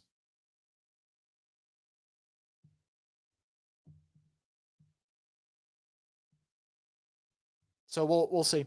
DeMario had a great game, like you said. Yeah, I agree. I thought DeMario was excellent. Saints 41 says Saints D held Panthers 50 plays for 175 yards. That's a winning formula. That is a winning formula. So look, it's hard not to be excited. Today is the type of game that the defense balled the fuck out. Shough looked good. Body language from the team looked different. I don't know, man. Shough was playing with a lot of confidence at the end. Like, I don't know. Like, when they had that touchdown against the Juwan Johnson touchdown, if you guys just go back, like, it's funny because, they're grown men on the football field, but God, in that moment, it's like, oh, it looks like a little kid on the football field in terms of, like, the excitement and the energy they had. And you wouldn't be able to tell that this was a team that is several games behind, several games under 500, excuse me. If we get a streak going, I'd happy if we drop down to pick 5 or 6 and we need someone who can make a difference. Yeah, for sure. To me, that is the key, right? If you can get a top pick and still be picking in that spot where you can get a difference maker, that's huge. Fantasy says Stallbird ball out on special teams playmaker. Yeah, he was great. He's been great. He's been great since preseason. It looked like they believed they could win, and that is on Shough. I kind of agree, man. Look, so someone said it before Shough came in last week, and I said it for sure. This is not a great roster. If he can elevate them to wins, which is something they were not doing. Remember, they were 1-7 before Shough was named the starter. Now they're only 2-8. It's only one game, but they won this game, right? If he's able to elevate this roster that is lacking talent, and the Saints finish the season 5-12. Let's say they finish the season 5-12. I know people are going to be frustrated at that record, right? The number, you're going to be like, fuck, man, you're going to lose picks. If he's elevating this roster, then that's a dude. That's a dude at quarterback. And again, it's one game. So I'm going to try to pump the brakes, but I'm also going to try to make people understand the magnitude of what this means for this team if he's a good quarterback. That's just kind of where it is. So we'll see what happens with Tyler Shough. Anyway, guys, it has been over almost 3.5 hours of streaming. I'm feeling it in my lungs right now badly. Saints are excellent. I've sounded like a broken record. Today was the most fun I've had watching Saints game in a long time. I hope it was the same for you guys, and I can't thank you guys enough for coming into the live stream and chilling with us. You guys have always been great. Really, really can't thank you enough. But that's going to wrap it up for this edition of the Straight Up Saints podcast. And as always, guys, I want to thank you guys for supporting us. Thank you guys for all your super chats, your comments. You guys are excellent. We will be back for another in-game watch party in 2 weeks from now, since the Saints are on their bye. We'll have Saints coverage this week, obviously. We'll talk about Tyler Shough. We'll talk about what this team needs to do to prepare for the Atlanta Falcons. But until then, guys, 2 weeks until the Falcons game. Atlanta hate week starts pretty soon. Saints win. Maybe they have a quarterback. We'll see. Tyler Shough looked great. But thank you guys so much for tuning in. And as always, stay tuned for more from the Straight Up Saints podcast, the destination for the WhoDat Nation.